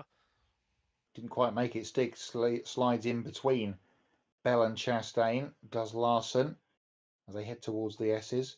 Yeah, I'm very high on Conor Zilich perhaps winning this year. It's going to be interesting to see how he gets on over the next handful of weeks, isn't it? When we're back to some quote-unquote normal racetracks, Vegas, Phoenix, and the like coming up over the next few weeks. He's just, with that battling that those trio we just mentioned have had, that has brought Zilich right to the back of this group. He would love a top 10 after the start to his season. That you can be sure. 36th in the championship standings, lowest of all the chartered cars through the first 2 weeks, as Zilich returns to Phoenix, which, of course, we know last November NASCAR tied his hands behind his back and made him drive with his knees in the Xfinity Series championship race, and didn't win the championship, which was, the worst thing that's ever happened in the history of the sport. Until the day after. Ty Dillon trying to pass Joey Logano, which is a sentence and a half. Even crazier, he's done it for 15th. As they come through the right-hander, Gibbs holding on around the outside here. They're side by side, number to number. As they head towards 19, Gibbs will have the inside line and force Logano out as he bounces his way across the sausage curb on the inside there. Position gain for Ty Gibbs. And Gibbs is the highest up of all of the drivers that did not flip stage 2. He's up to 16th with that pass. Meanwhile, Zilich is on the attack again, trying to go the long way around Christopher Bell in turn 1 to take over 9th, and I think he's going to do it. He has. Trailer Park Girls around the outside there for Conor Zilich on Christopher Bell at the top of turn 1. So that puts him up in a 9th. Next target acquired is Kyle Larson. Then it's Ross Chastain, the stage 1 winner. Felt like Conor just needed 1, a long run, and 2, just to get out of the chaos of 16th to 30th, which they tried to put him in, of course, at the end of the first stage when they the strategy. He was on the 3rd or 4th row on that restart before he got Suarez'd at the top of the hill. Exactly.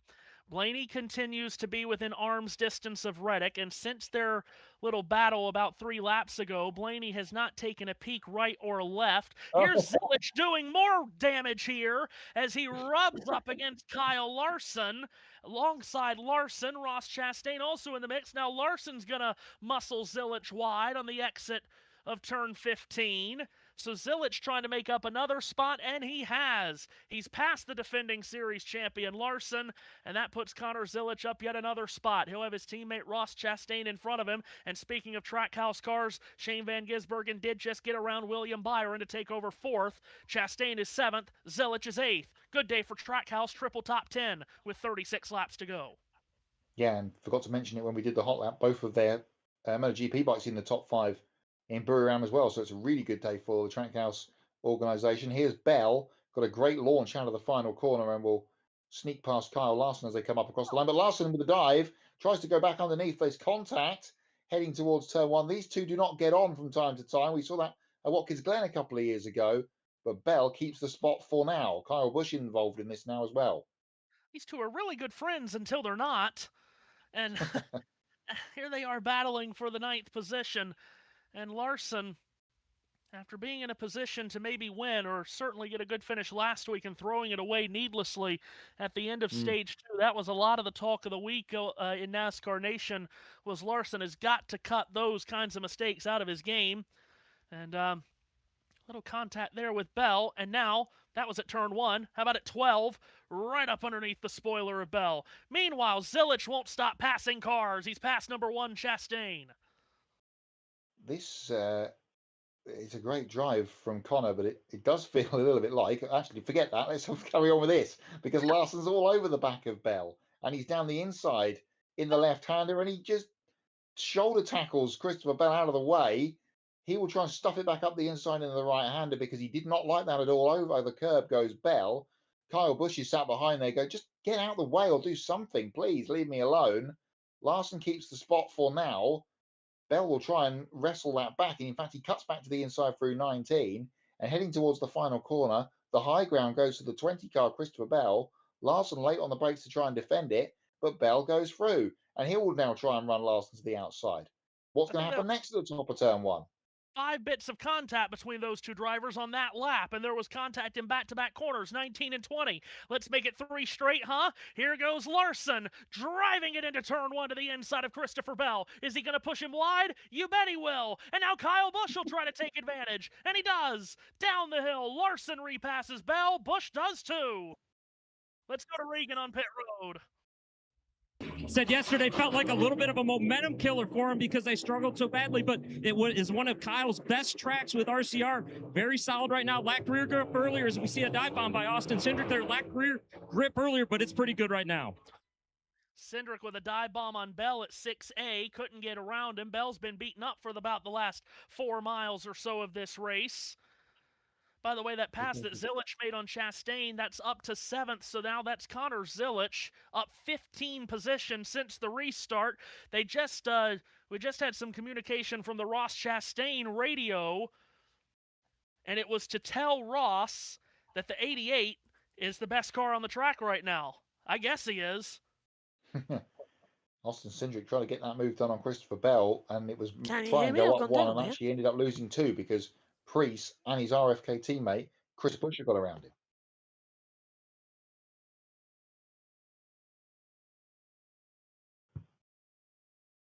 Well, he won't because he's not in the call, and we've lost pictures. Okay, yep, we have lost pictures. Tyler Reddick continues to lead from Ryan Blaney. Across the line they come, 34 laps to go in this race, which has seen 10 lead changes among 7 different drivers. 37 cars started the race, Matt. This is a typical NASCAR road course race.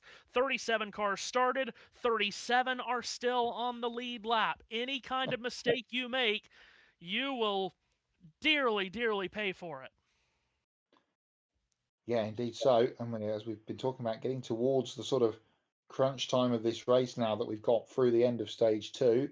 We're back with the leaders. We've got pictures coming back to us. Apologies for that, as they are heading towards turn 12. And it hasn't changed. It is still Tyler Reddick from Ryan Blaney. Chase Briscoe just about hanging on in 3rd place. And Shane Van Gisbergen, since passing William Byron, he's gapped him a little bit, 3 or 4 car lengths. I'm sorry if you lost anything. We're back now. I lost everything on the map book. You're good. All good to go with under 34 laps to go. So the question that we are building up to at the current moment, Matt, when will the pit stops be made? And will those pit stops be the last pit stops of the day? Well, I kind of thought we might start seeing some already, to be honest, because if we go another 4 laps, that's going to take us to 30 in regulation to go. Add that caveat in. And then it's pretty much about the same length of the stages that we've run. So it's going to be interesting here if anyone decides they want to come a little early and then risk coming in again. So we might end up actually, contrary to all of the sort of popular belief and what we thought, this might still be a one-stop stage. Fuel window given to us anywhere between 24 and 27 laps. Christopher Bell is on pit road now. Probably good. Josh Sims has the coverage. Long he's going to get those tires and fuel on his final stop.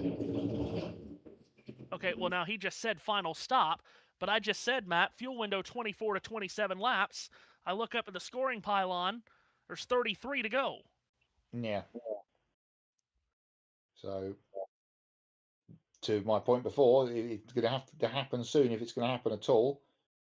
Van Gisbergen's got around Briscoe in the back of shot. Not sure if you mentioned that, but SVG is past Briscoe and I think Chase made Briscoe. a mistake. Where is he? Here he is. He's behind Larson. Yeah, he's fallen to 7th. Briscoe's made a mistake somewhere. Only the lip rear tires spinning. Oh! Oh, no. He's got a drive shaft broken. Left rear tire is down or something. He said it stopped spinning. No, I think he's only got one wheel drive at the back of that 19. I reckon he's broken a drive shaft. Ugh. Or a diff problem or some description as Austin Cindric gets by. And Chase Briscoe is slow on the racetrack. He'll have enough steam to get it back to pit road, as the leaders do not take the pit road this time. Yeah, it's not flat. But it's not flat. He's got air in it. There, I reckon that's a broken drive shaft for the 19. Wow, third place runner who we just talked about, if he got a short run to the finish, could have won this race. Finished second at Atlanta last week after being one of the first drivers out of the Daytona 500. That second place finish got him all the way up to 15th in the championship standings. Now heading towards another rough finish. Let's go to pit road. Nope, this is Ty Gibbs on pit road. I beg your pardon. Thought we were still following Briscoe there. Ty Gibbs, Stage 2 winner to pit road with 32 laps to go. Oh, and many cars on pit road. My goodness. Carson Watchalong, Daniel Flores on pit road. Zane Smith, one of our ones to watch, trying to hold serve, 5th in the championship standings coming in. And Chase Briscoe has just gone behind the wall. So, Matt, for Briscoe, it's the ups and downs of a NASCAR season, but it's the ups and downs that were more forgiving in the old system, not so much in this one. 36th at Daytona, 2nd at Atlanta. He's the only car behind the wall. If he doesn't get back out, he'll be 37th today. That's the yo-yo effect to this early portion of the season, but he will take some solace that he had a really good car under him and was driving really, really well. And as we documented earlier on, he spent a lot of off-season time trying to get his road course technique better and all that kind of thing. So seemed like it was paying dividends, but the technology of such has let him down in this instance, and it is going to be a probably last place finish for Chase Briscoe. Meanwhile, TC Music 2025 in the comments section. Glad to have you with us. He says, driving home to North Carolina from St. Pete. Thanks for the stream, guys. Because my Fox doesn't work on Spectrum Stream when out of my local area, as Kyle Busch and Chris Buescher hit pit road. That's Busch and Buescher, along with Joey Logano. Would love to know, if you're willing to share, you certainly don't have to, but if you're willing to share, what part of North Carolina are you heading back to? I'm in the Winston-Salem area of North Carolina, but glad to have you here with us driving home from St. Pete, and hope you enjoyed a good weekend with all the on-track action that happened there. Emmanuel Cadet 3120 says, I need a 3-day inspection on that 45 car. Good against the wind at drafting tracks, now beating everyone on a road course. Yeah, as we talked about earlier on, this is one of his best tracks. Remember, he won the drafting track race last week without a fender covering the right front tire. Yeah. If they keep going like this, there is going to be some fingers pointed, aren't there? Let's just say that, if they keep going over the next couple of weeks. This is your mention from about 10 minutes ago. We ride on board with Riley Herbst for reasons. He's in 17th position. And James Small has not happy at his driver. Briscoe wasn't sure where to turn into the garage. James Small's response was, maybe you should read the bleeping map. It's very Australian of him. Yeah. Nope. Yeah, that's a disappointment for that whole 19 group. And as you say, Daytona did not go their way. Good last week. Was really good here until that has let them down. So leaders have just crossed the stripe. 30 laps on the ticker here to get to a result at Circuit of the Americas. Oh, very good. Here we go. Kyle Larson on pit road, the blue and white number 5. He pits with 30 laps to go. And we will go to pit road. Now, the main thing to look for on this stop is they go over the wall. Watch at the driver's side door. They're going to hand him ice packs, water bottles, as well as energy gummies. He's asking for as much help as he can get in that car. Keep in mind, that cool suit has not been working for him. Jesse Love. Yeah, cool suit not working for Larson, and that might have been why he got really aggravated with Bell a few laps ago. By the way, TC Music 2025, he did respond Mooresville's where he's driving into, so that's the heart of NASCAR country right there. He said he worked on a NASCAR team from 2018 to 2022, work on a 410 sprint team part-time now. Very good. Tremendous to have you with us here. The Mind of Kip says, I lived in Cherry Point, North Carolina as a Marine for years, also lived in High Point and Greensboro. Now you're talking my region. They were NASCAR crazy back in the 80s and 90s, and believe me, they still are. Despite what people want to tell you about, there's too much set. The High Point, North Carolina mention. What's the bingo card off? Yes, despite what people want to tell you on a certain Sirius XM channel that there's too many races in the Southeast. There's oversaturation of the market. Could that be because that's where the majority of your fans are? Stunning revelation. Hello, Bob Pete. in the comments says, yes, hi to you, Pete. Bob says, Briscoe possible transaxle. Yeah, transaxle or diff, depending on where you are in the world, or drive shaft failure. So we'll cover that off when we get some proper news from downstairs. Hopefully, one of the crew from Fox will get a word with Chase Briscoe when he's out of the car. Leaders coming through the snaking twists and turns of the S's. Connor Zilic, by the way, up to 5th while all of this has been going on. Yeah, jumped some cars that came to pit road. Zilic to 5th, Ty Dillon to 8th.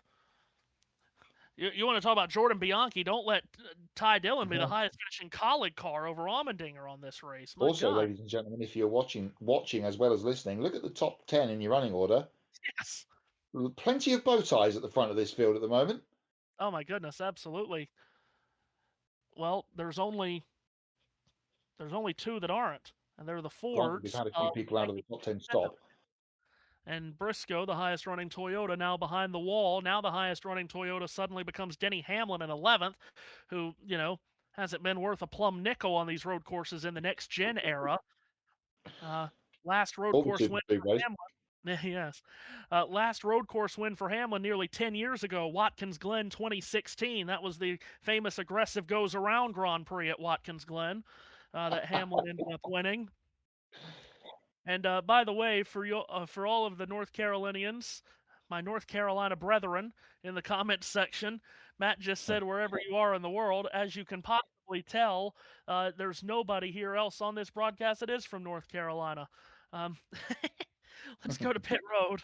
How tight is he? Or on the flip side, but today he has had his work cut out for him, started 25th. You guys mentioned his issues earlier, going around, flat spotting the tires, having to drive through the pack again, but his car is good and this kid is focused, not saying anything on the radio. That was a report about Connor Zilic currently running in the 5th position. And of course, if you are joining us on JBM, which a lot of you are, you can also search up on YouTube Ultimate Sports Media. We are simulcasting on that channel as well, trying to build up that channel, which, we've done twice. I'm not salty or anything, not me. But yes, you can search us up there, and that gives you all kinds of sports. JBM, of course, all kinds of motorsports, and I do mean all kinds. The Slim Jim Karting Championships to be confirmed if it'll be on JBM this year or not.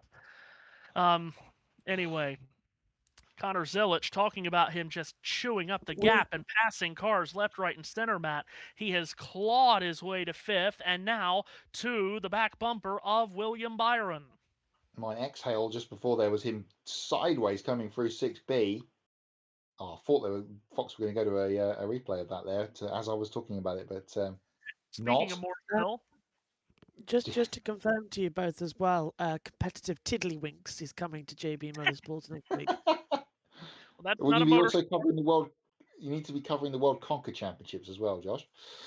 Oh, that could be true, because then I could say, this is ball-breakingly good.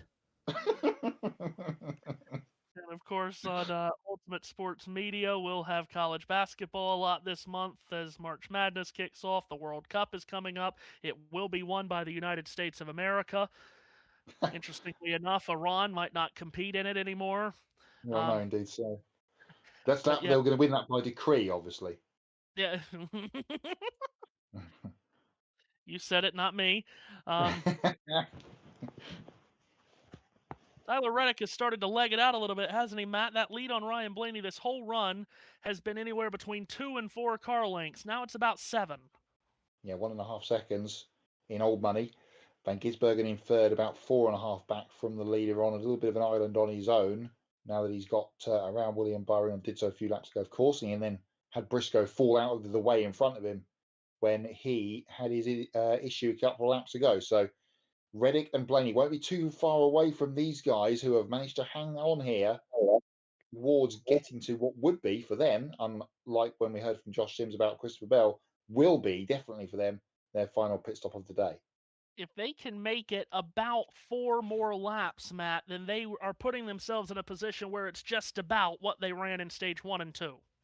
Exactly right. So, which were 25 lap stages less the laps that were logged under the formation laps and all that kind of thing. So, and of course the laps in between, and we scrap everything we've just said, because here come the first two to pit lane. Second time Reddick that's happened. to pit road themselves. Van Gisbergen stays out. Let's go to Jamie Little. Make an air pressure adjustment. That was done a few minutes ago. A 4-tire stop. That is it. Regan. As soon as we heard the radio of Ryan Blaney's team telling him to hit pit road, the 45 team and Billy Scott, crew chief Billy Scott, got on the radio immediately and said, pit, pit, pit. Originally, they were going to go another lap or two, but they wanted to offset what the 12 car did. As far as the car, he has been silent all day long. Tyler happy. Van Gisbergen stayed out, so he's going to try an overcut. Who wins the race off pit road between Reddick and Blaney? It's going to be very close, Matt. It's going to be wheel to wheel. It's going to be Reddick by the nose of his Camry. Just ahead Reddick as they head up the hill, and they will be swooped round by Denny Howlin, who's on a different strategy. So Van Gisbergen's going to lead the race for the first time today on lap 70. Can you believe that? But this battle will rage on. They've got out ahead of Christopher Bell and Kyle Larson, who, of course, pitted a few laps ago. There were plenty in front of them on the racetrack before that. So that battle will continue. Let's go downstairs. 12 laps, they pitted lap 62, possibly will be coming again about lap 74, 75. I think they're doing something totally different. Reddick cannot be held up by Denny Hamlin, and he's not at all. He stuffs it past Hamlin in 6B, and Blaney does the same. Blaney needs to stay in contact with Reddick. He really needs to pass Reddick as quickly as he can, if he can. Van Gisbergen leads from Zilich, 5 seconds. There's the moment everyone's been waiting for, to see cars 97 and 88 for Trackhouse Racing, first and second on the scoring pylon. Van Gisbergen from Zilich, from Byron, then Michael McDowell, Ross Chastain, now Van Gisbergen to pit road. He's gone 1 lap longer. Will that be a determining factor in him winning his 6th consecutive road course race? Let's go to pit road. The far end of pit road right now. On the radio, it's been struggles with the rear lateral grip all day long. In particular, this last run, though, said I just don't have as much as I need, especially early on in the runs. So what's going to happen here, Matt? Reddick and Blaney have had that 1 lap on fresher tires than SVG. So they will likely extend the lead that they had on him, but then SVG will have that 1 lap fresher tires on the south end of this run. Christopher Bell, who pitted way before any of those guys, he's jumped Larson, he's jumped Van Gisbergen, and he's in line right behind Reddick and Blaney. The lead now goes over to William Byron because Zilich pitted that lap as well. It's Byron and McDowell first and second, 25 laps to go. The only thing I would say about SVG, and we'll have to wait to see how this plays out, he perhaps used a bit more of his tyre in the early laps of the stage when he was in battles with Byron and whatever else, McDowell and whatnot, in those early laps to keep his track position. He doesn't perhaps have to worry about that so much now as he gets back out on the racetrack, just in front of Kyle Larson, who, again, is struggling in that car with a failed cool suit, but is handily placed here. Meanwhile, change of lead. McDowell ahead of Byron. McDowell in that black and lime green 71 goes to the lead. 2 career wins for McDowell. 1 did come on a road course, the Indianapolis road course just a couple of years ago.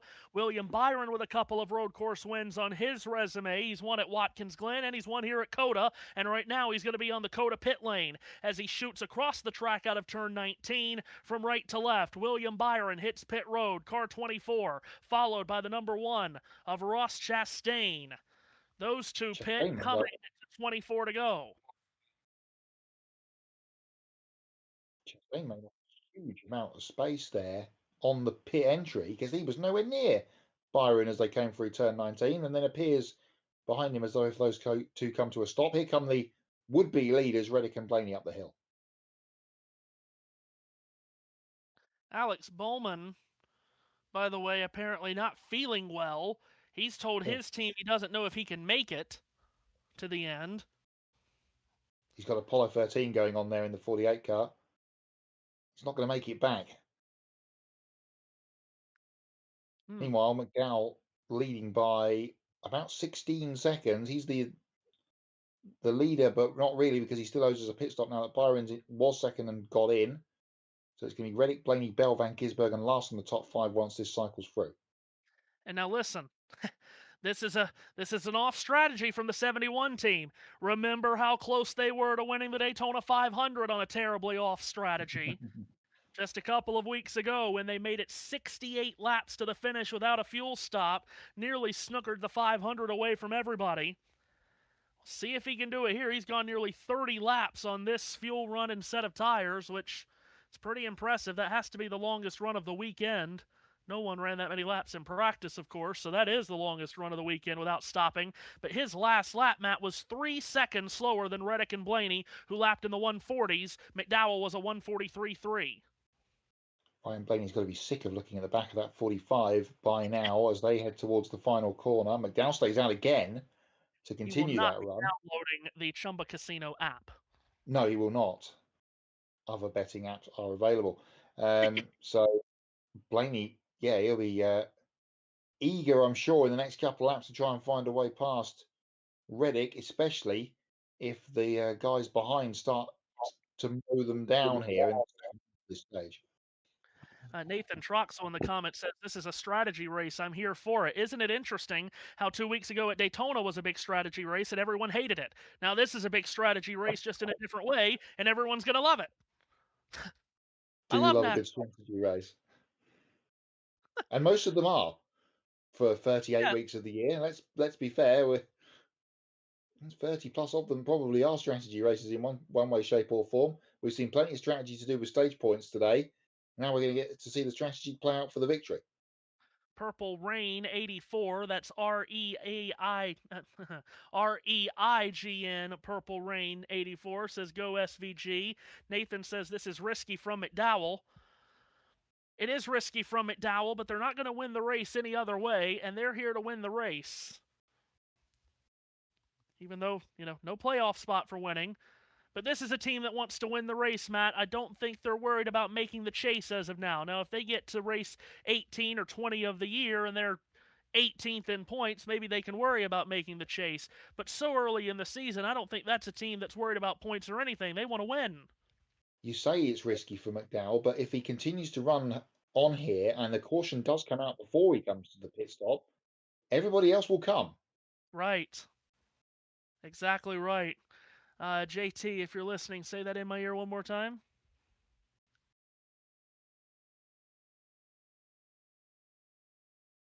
So Alex Bowman has gone behind the wall, interestingly, to make a driver change. He must be feeling very badly indeed. So Bowman is going to exit that race car with 22 laps to go. Anthony Alfredo will jump in. So Bowman no longer in that 48, and I mean, at this rate, well, I was going to say, is it worth it? But yeah, I get it is, because if we were to get carnage at the end and we get guys fall out of the race, that would be extra points. Bowman would get the points for the finish because he started the race. So Alfredo will come out probably 1, 2, 3 laps down and maybe pick up some spots in late race carnage. Last year, you're probably right. It wouldn't have been worth it. Right. It's all about points this year. Retraining the brain. Yep. Got to retrain the brain every way possible to just recalibrate to the new point system. So they'll put Anthony Alfredo, the Connecticut driver, in that 48 car, and he'll make the rest of the laps. And again, if we were to get guys fall out of the race late, he could pick up some spots and extra points for Bowman. At the front, still Michael McDowell. And as I said, lapping 3 seconds slower than Reddick, Blaney, Bell, and Van Gisbergen, Matt. Last time he crossed the line, his lead on Reddick was nearly 10 seconds as Daniel Suarez jump scares the bumper cover of A.J. Allmendinger.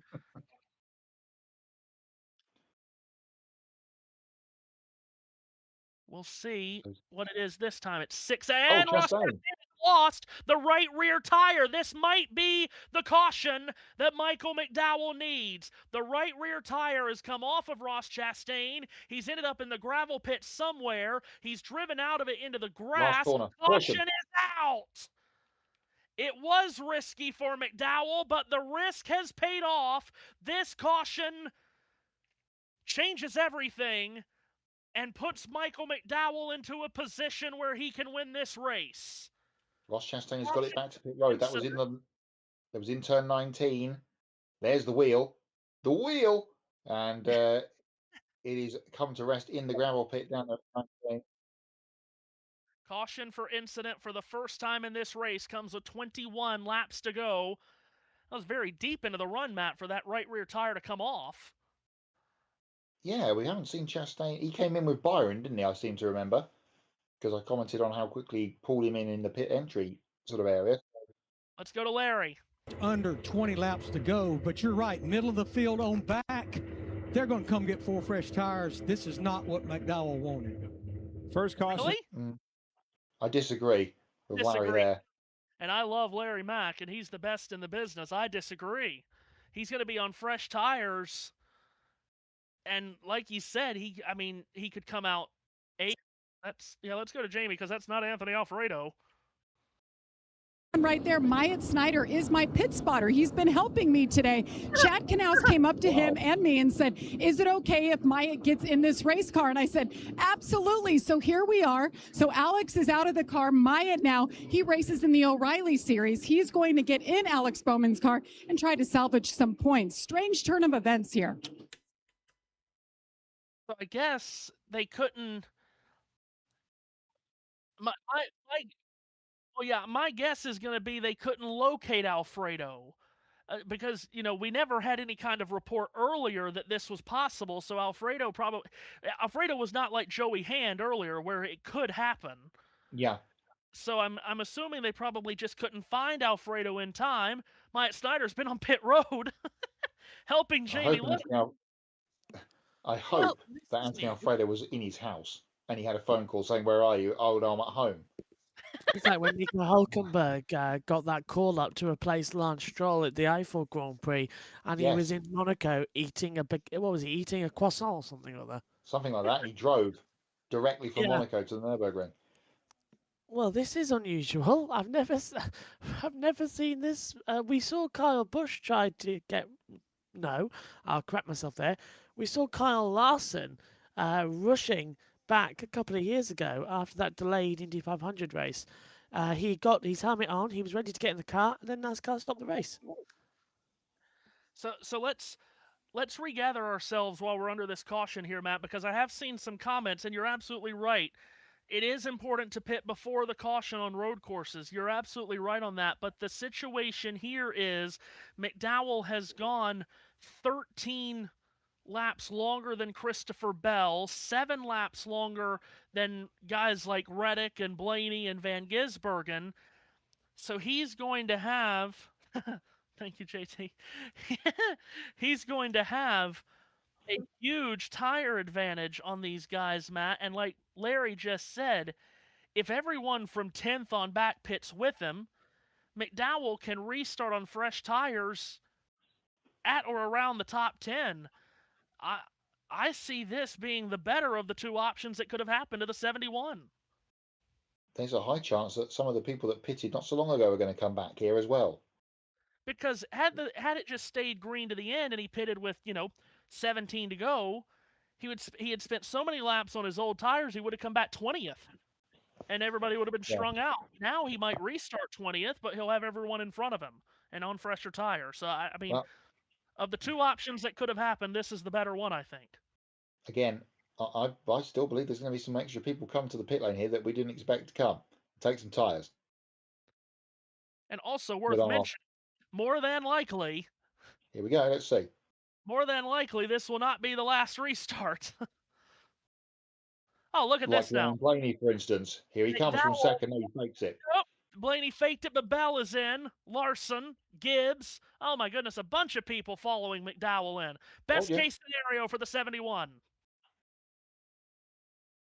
Let's go to pit road. Josh Sims. Stage number 3. Told the team the longevity of this car was much better on that last run, but said he's still tight in the right turns, loose in the left turns as he stops for that final stop. Austin Dillon was blocked getting into his pit. Brad Keselowski overshot his pit.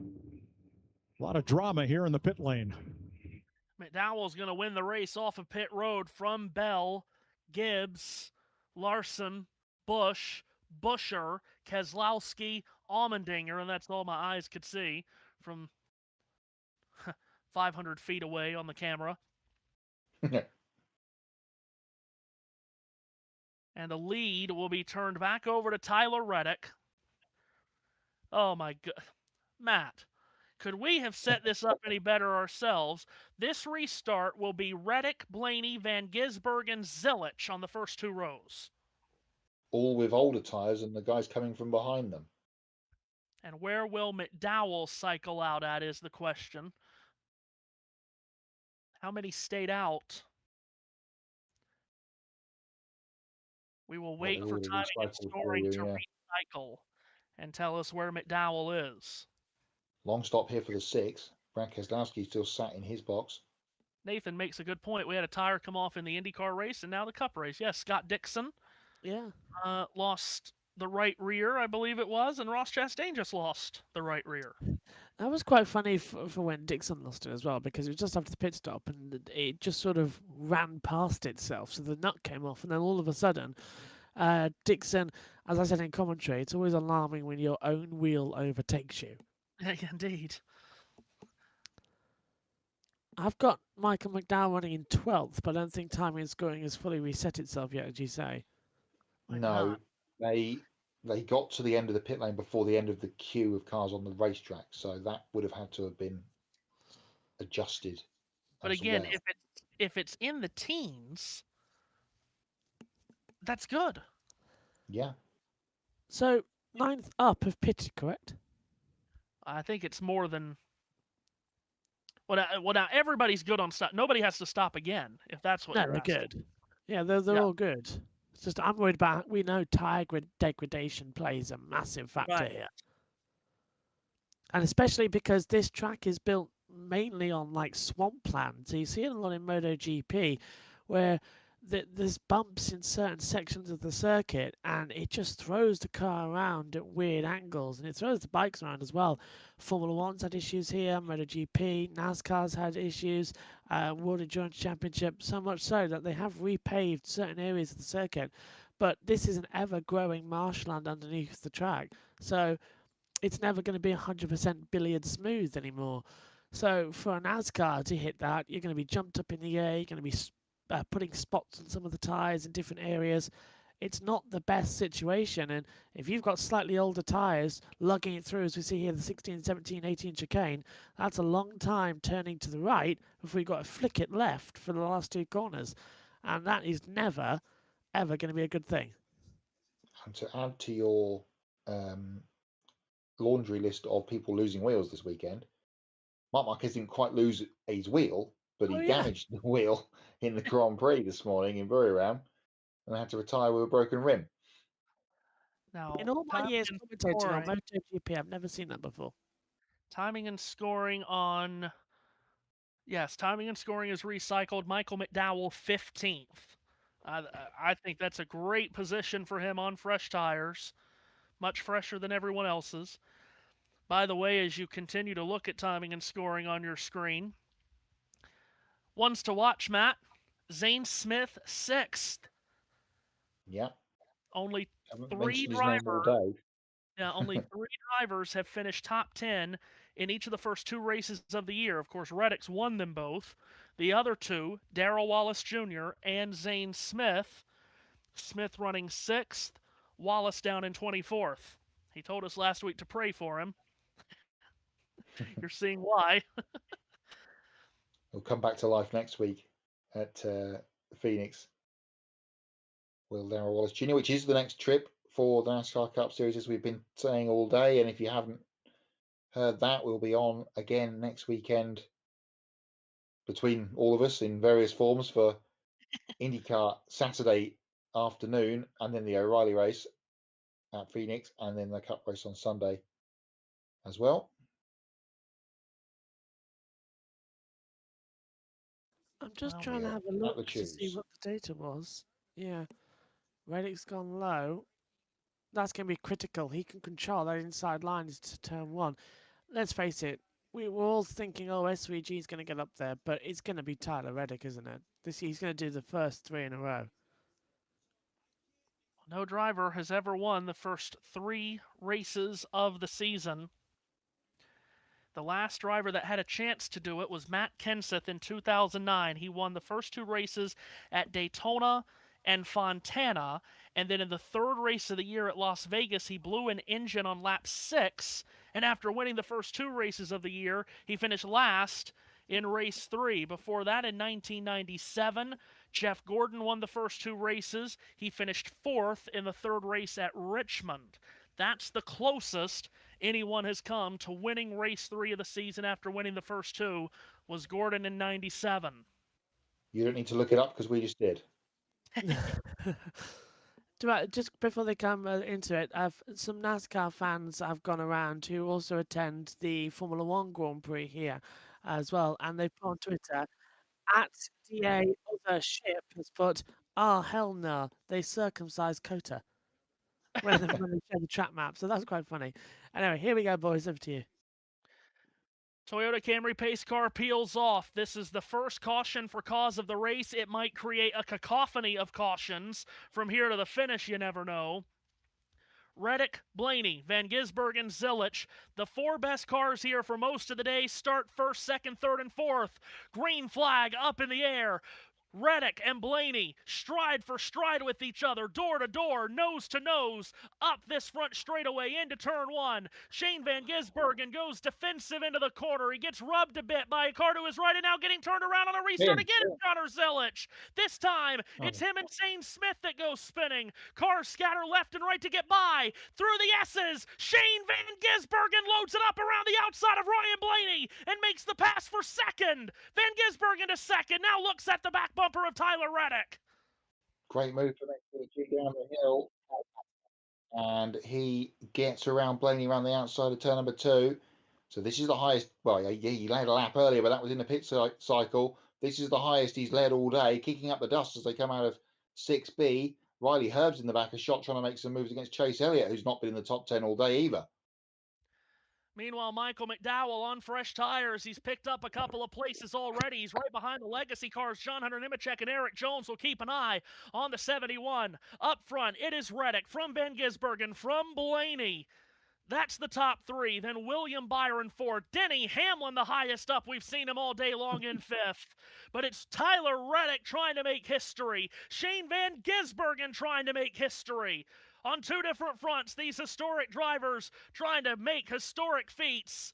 And Zane Smith is coming back with a right front tire down. He's riding it on the rim. It won't be 3 straight top 10s for him. Will it be 3 straight wins for Tyler Reddick, Matt?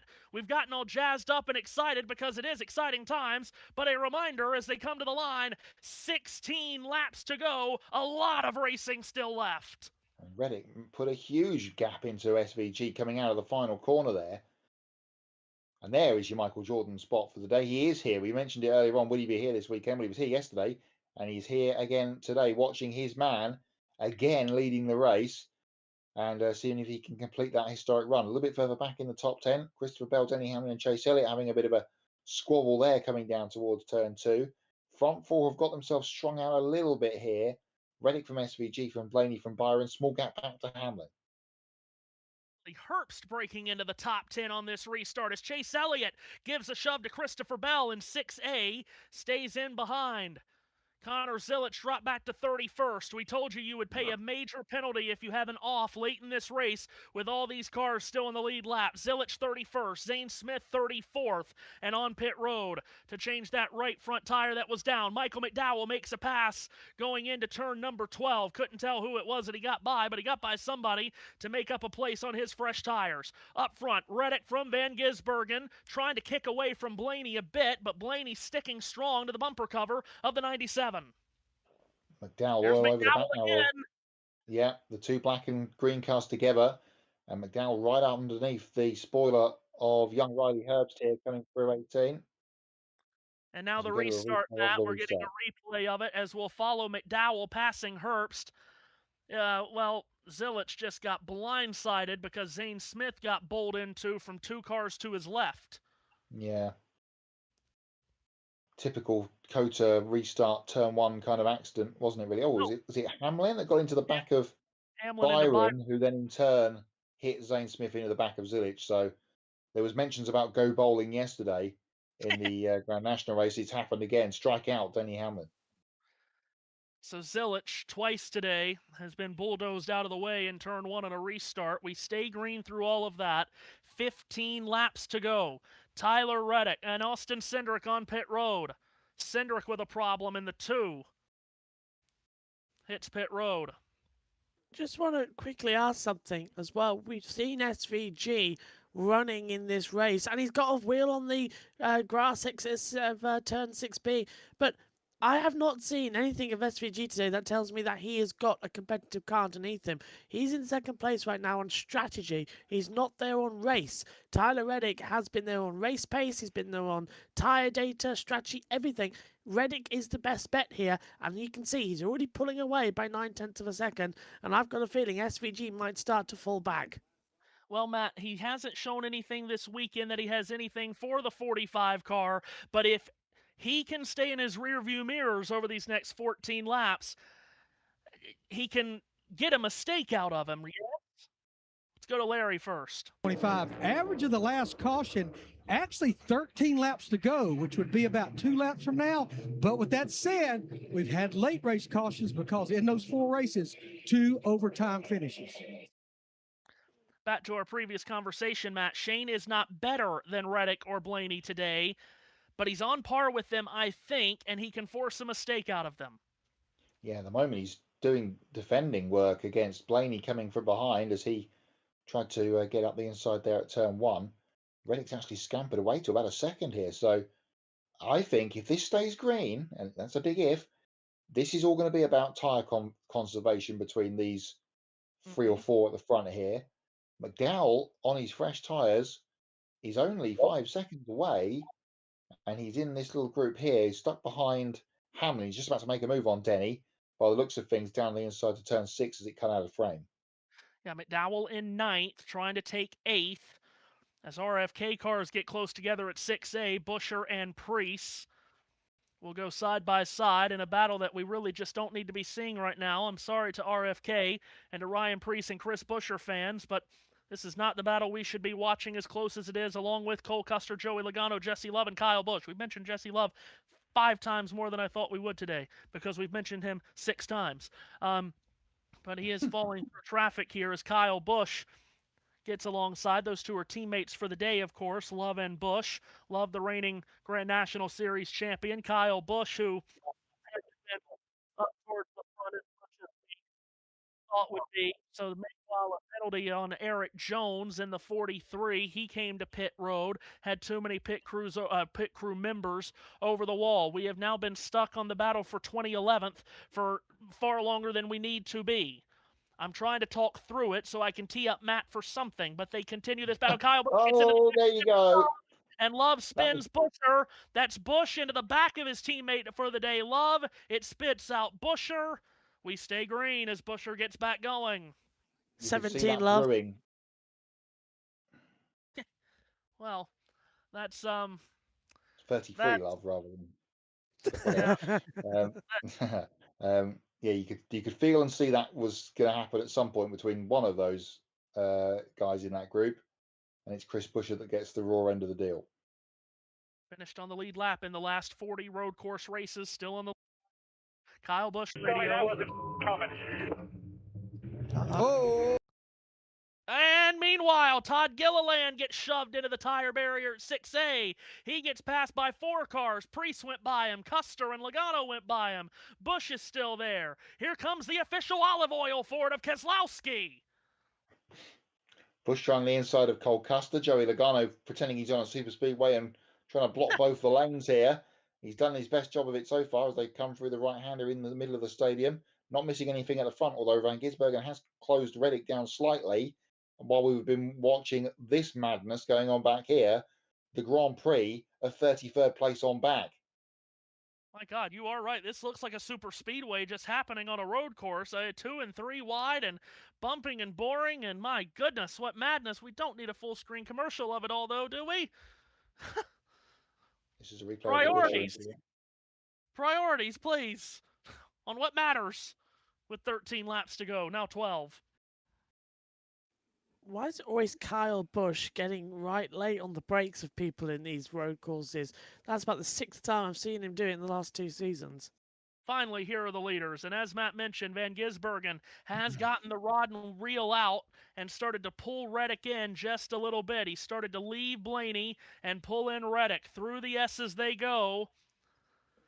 Again, history on the line for both of these two. Reddick trying to become the first driver to win the first 3 races of a season.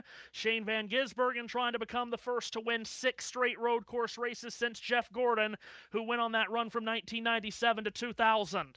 And Van Gisbergen is there in turn 12. And Matt, as I was talking about earlier, on these road courses, the last person you want to see filling up your rearview mirror is the driver of that 97, and that could get in Reddick's head and lead to a mistake. That's right. Here he comes. Yep. He is looking for his 7th career NASCAR Cup Series win. The previous 6 have all been on road courses, 5 of them last year. Right on the tail of Tyler Reddick, Ryan Blaney sitting in 3rd, just watching that battle every step of the way.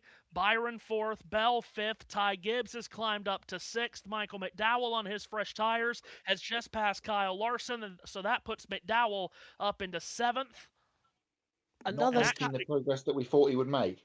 No, and Christopher Bell, by the way, has jumped Byron. That was my mistake. That's Bell up into 4th, and actually closing in on Blaney, Matt. It looks like that 12 car might be fading away at the wrong time. Down the hill they come towards turn 2. Yeah, and you're right. Bell, he's making some good progress here, and he is up behind Blaney as they come through the very fast right-hander of turn 2 and back towards the S, or S's. Van Gisbergen right now on the back of Reddick. Perhaps he was saving his tyres all along here, and now he's going to start to blow the blowtorch on the back of the Chumpa Casino 45. Well, just want to point. Bell. Yeah, go ahead. I was just going to say a stat I told Matt White the other day, actually, and I was supposed to tell you, Oracle. Remember, Shane Van Gisbergen is the only driver to have led laps in every single race this season.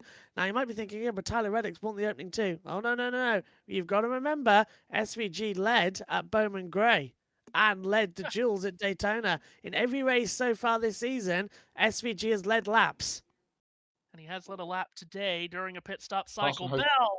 Bell punches his way past Blaney at 12, so that puts Bell up a spot. That was actually at 15, my mistake. Bell up to 3rd. And depending on how it gets between Reddick and Van Gisbergen at the end, Matt, you might want to be 3rd. Yeah, maybe. Blaney will be not pleased with that move, you can be sure. Carson Hocevar was also on that, led every lap in every single race, apart from today. He has not got anywhere near the front, which perhaps might have been a blessing. Over the line we come. 10 laps to go now as the leaders hit the line. Tyler Reddick still leading, but only just. Van Gisbergen stays within striking distance. They take 2 different lines into one. Reddick a bit defensive. Van Gisbergen on the offensive. Downhill they plunge towards turn 2 and then to the S's. And Van Gisbergen chews up the gap through turn 2.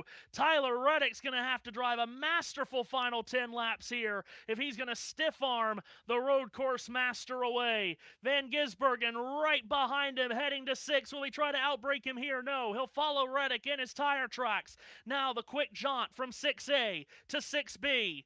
Can Tyler Reddick channel his inner Michael Jordan, Matt, and come up clutch in the final 9.5 laps? Just trying to think back through Van Gisbergen's road course victories. Most of them have been runaways or controlling from the front. He hasn't had to do this in the late laps of any of them. Challenge somebody and take the victory away from somebody else. As Bell is not out of the picture, he's not that far behind. And as you say, if these two get into a bit more fisticuffs here in the late laps, we could see some of those guys in that second group get into it. McDowell is not too far away either. He's still on the back of that group, just behind Ty Gibbs. Gibbs in 6th. After flipping the stage, he's done well to claw his way back up, and he's in line for a much-needed good finish here. Tyler Reddick, Shane Van Gisbergen slings it wide out of turn 19, now points their Toyotas and Chevrolets respectively into turn number 20, and back to the main straightaway they come. Main stretch that measures out at 1 full kilometer. They scream across the line. 9 laps to go. Still more than 20 miles left in this race, Matt. Plenty of time for any amount of things to happen until the finish. Yeah, this turn 2 down the hill here does seem to be Van Gisbergen's strongest spot. He wasn't really close enough to make any inroads that lap around, as he was on the previous lap when he had a great shot from the blimp of it. But Reddick is strong in different places on the racetrack to SVG, who again takes a good chunk out of him here in the braking zone of turn 6, as we talked about at the very top of the show about Van Gisbergen's braking prowess. And he's going to need to use all of that here if he wants to wrestle away history from Tyler Reddick. And remember, if tire degradation does come up towards the finish here, there is Van Gisbergen's tires are 1 green flag lap fresher than Reddick's. For whatever 1 lap matters at this point in a run, Matt. Christopher Bell has jumped away from Blaney, as you've been talking about. He's not a million miles away from these two. It's about 3 seconds. He was almost 1.5 seconds faster, Bell was, than Blaney on the last lap. And Blaney actually has been passed by Ty Gibbs as we've been watching the front group. So Blaney slipping down a 5th, Gibbs getting around him. So change there as the leaders again coming towards turn number 19, and Van Gisbergen still not quite close enough to mount a real serious attack here on the race leader. Reddick again will be the first to make it into turn number 20. Van Gisbergen, oh, he shot it in deep into 20. Might pay the price on the exit there, Matt. Oh, he went really deep into 20, and he's lost ground on the exit. Yeah, a couple of times Reddick has been better through the final corner than SVG, I've noticed in this run.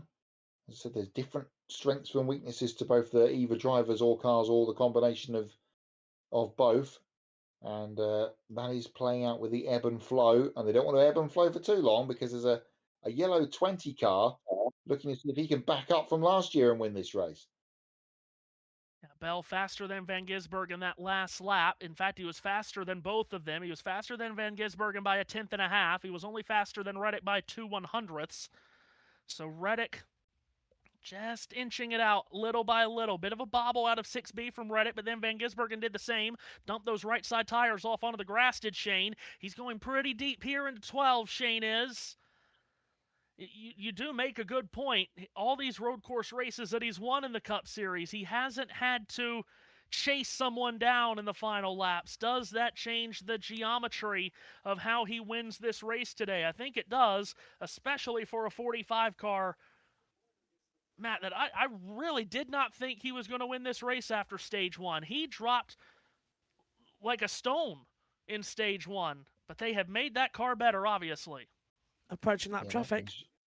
Might change people's opinions of SVG if he can actually get up here and get on the wheel and get a victory and wrestle it out of someone else's hands as they come out of 19 yet again and across the stripe one more time to complete another lap. It'll be 7 to go. Michael McDowell's tire advantage has gotten him to 5th. He's past Blaney. Boy, did Reddick really leg it out this time out of turn 20. He added 0.4 of a second to his lead on Van Gisbergen that lap, from 0.6 to a full second. And I wonder if we've just hit the point in the run, Matt, and on the tire cycle, if Shane just doesn't have anything left to really attack. Maybe he's saving a little bit more for the last couple of laps. As you said, there's still a long way to go in terms of distance. 7 laps doesn't sound like a lot, but in distance terms, it is still quite a way. Or he's just keeping his powder dry in case there's another yellow, because he will, of course, line up on the front row for that to restart whenever it comes, if we get a yellow. Here's Ryan Blaney. He slipped to 6th. As strong as that 12 car was at the beginning of the race, it's gone the opposite way for him here towards the end. Yeah, it's faded away from Blaney here. Down to 6th he has gone, just ahead of Hendrick cars. Larson, Byron, and Elliott line up behind. 6 to go. Big day for Hendrick, outside of the Bowman issues. Yeah, it has been. 6 to go the next time the leaders click across the line. By the way, give a call to some guys here as the laps wind down. Talk about some guys that we haven't talked about all day long, Matt. Denny Hamlin is 11th. He has been nowhere. Actually, he's 10th now, I beg your pardon. He's been nowhere all day, and he's 10th. Wallace is 12th. He would love to get out of here with a top 12. John Hunter Nemechek, 15th. Ty Dillon, 16th. Those are really good runs for those guys who are just looking to avoid hitting the self-destruct button today. Connor Zilich's back up to 21st on his second recovery drive of the day. After again being spun at turn 1. Gap at the line, he's up to a second, in fact more than 1.2 seconds now between Reddick and SVG. Has he just managed to weather the storm? 6 to go. Going to be another weather, though. I think there will be another storm to weather before this race is up, Matt. Not sure if it'll be a host of our hurricane, but he's got another storm coming to weather, at least one more, I think. SVG is saving. Right. He is saving. Well, he doesn't have very long to go to stop saving and turn up the wick again. But we'll see. Tyler Reddick right now, the run that he's on is here's Chase Elliott going after Byron at 6A. Teammate battle here for 8th. Elliott's going to get through. P8 for car 9. Blaney might be losing another spot, Matt. He'll be disappointed the way this has gone down in the final 20 laps. Yeah, Larson's all over him. And of course, we've documented Kyle's struggles throughout the day with a cool suit that is not working inside the car. And Young Money is cooked. As I hate that nickname, but I had to use it there. And he dives up the inside of Blaney this time in the left-hander in the stadium. Stiff arms, elbows, shoulder tackles his way out of there. And will he get across the front of him in the right-hander? No, not quite. Blaney will stick the nose in. He will fight this for all he's worth, but Larson looks like he has got the position. Blaney is a stubborn foe, but Larson has cleared him, or maybe not. Blaney pulls back up alongside, out of turn 19. Larson pushes Blaney just that little bit wider, and Larson in turn 20 will have the advantage and slip through. So Larson moves up to 6th. Blaney, this is the furthest back Blaney's been on Merritt all day long, which is 7th. The lead at the front is 1.6 seconds. Tyler Reddick has stared at the whites of Shane Van Gisbergen's eyes here down the stretch of this race, Matt. And as he's done the first 2 weeks of the season, Reddick has not blinked. A fly could land on his eye and he wouldn't blink right now. Be ready with your Captain Phillips, I am the captain now meme, if Tyler Reddick can hold this together. As Larson begins to get away a little bit from Blaney, he's going to have Chase Elliott coming at him next by the looks of things. But the gap, it says 1.6 on the timing tower, but it looks more than that to me. That was at the line, of course. So Bell is about the same sort of distance behind SVG as SVG is from Reddick. So if he's saved, as Josh has documented there, talking about saving tyres and stuff, there isn't much more time to use what you've saved and try and go after this one more time.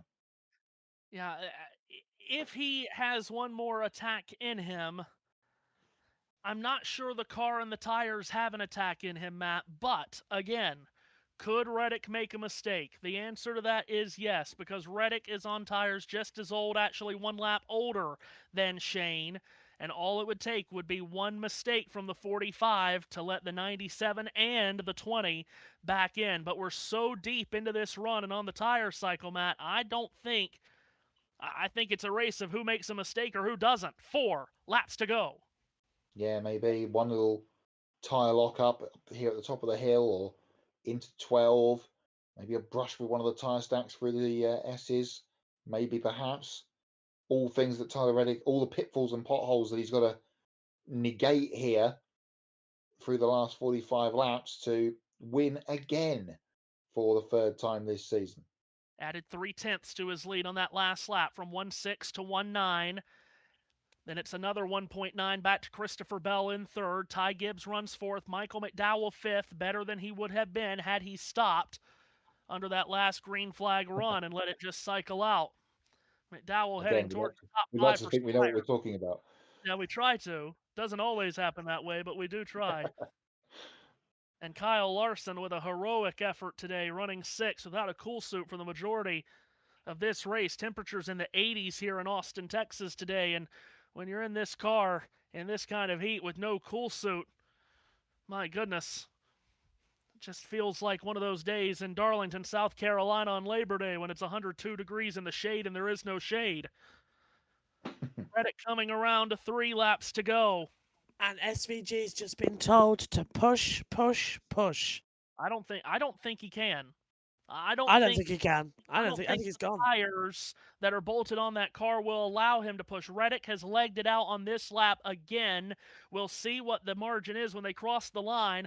But at the start of this lap, Matt, it was 1.9 seconds. It's even larger this time. Reddick will click across the line. Then Van Gisbergen will. From 1.9, it's now 2.5. Yeah, 0.6 of a second lost. So these last 3 or 4 laps have just not gone the way of the 97.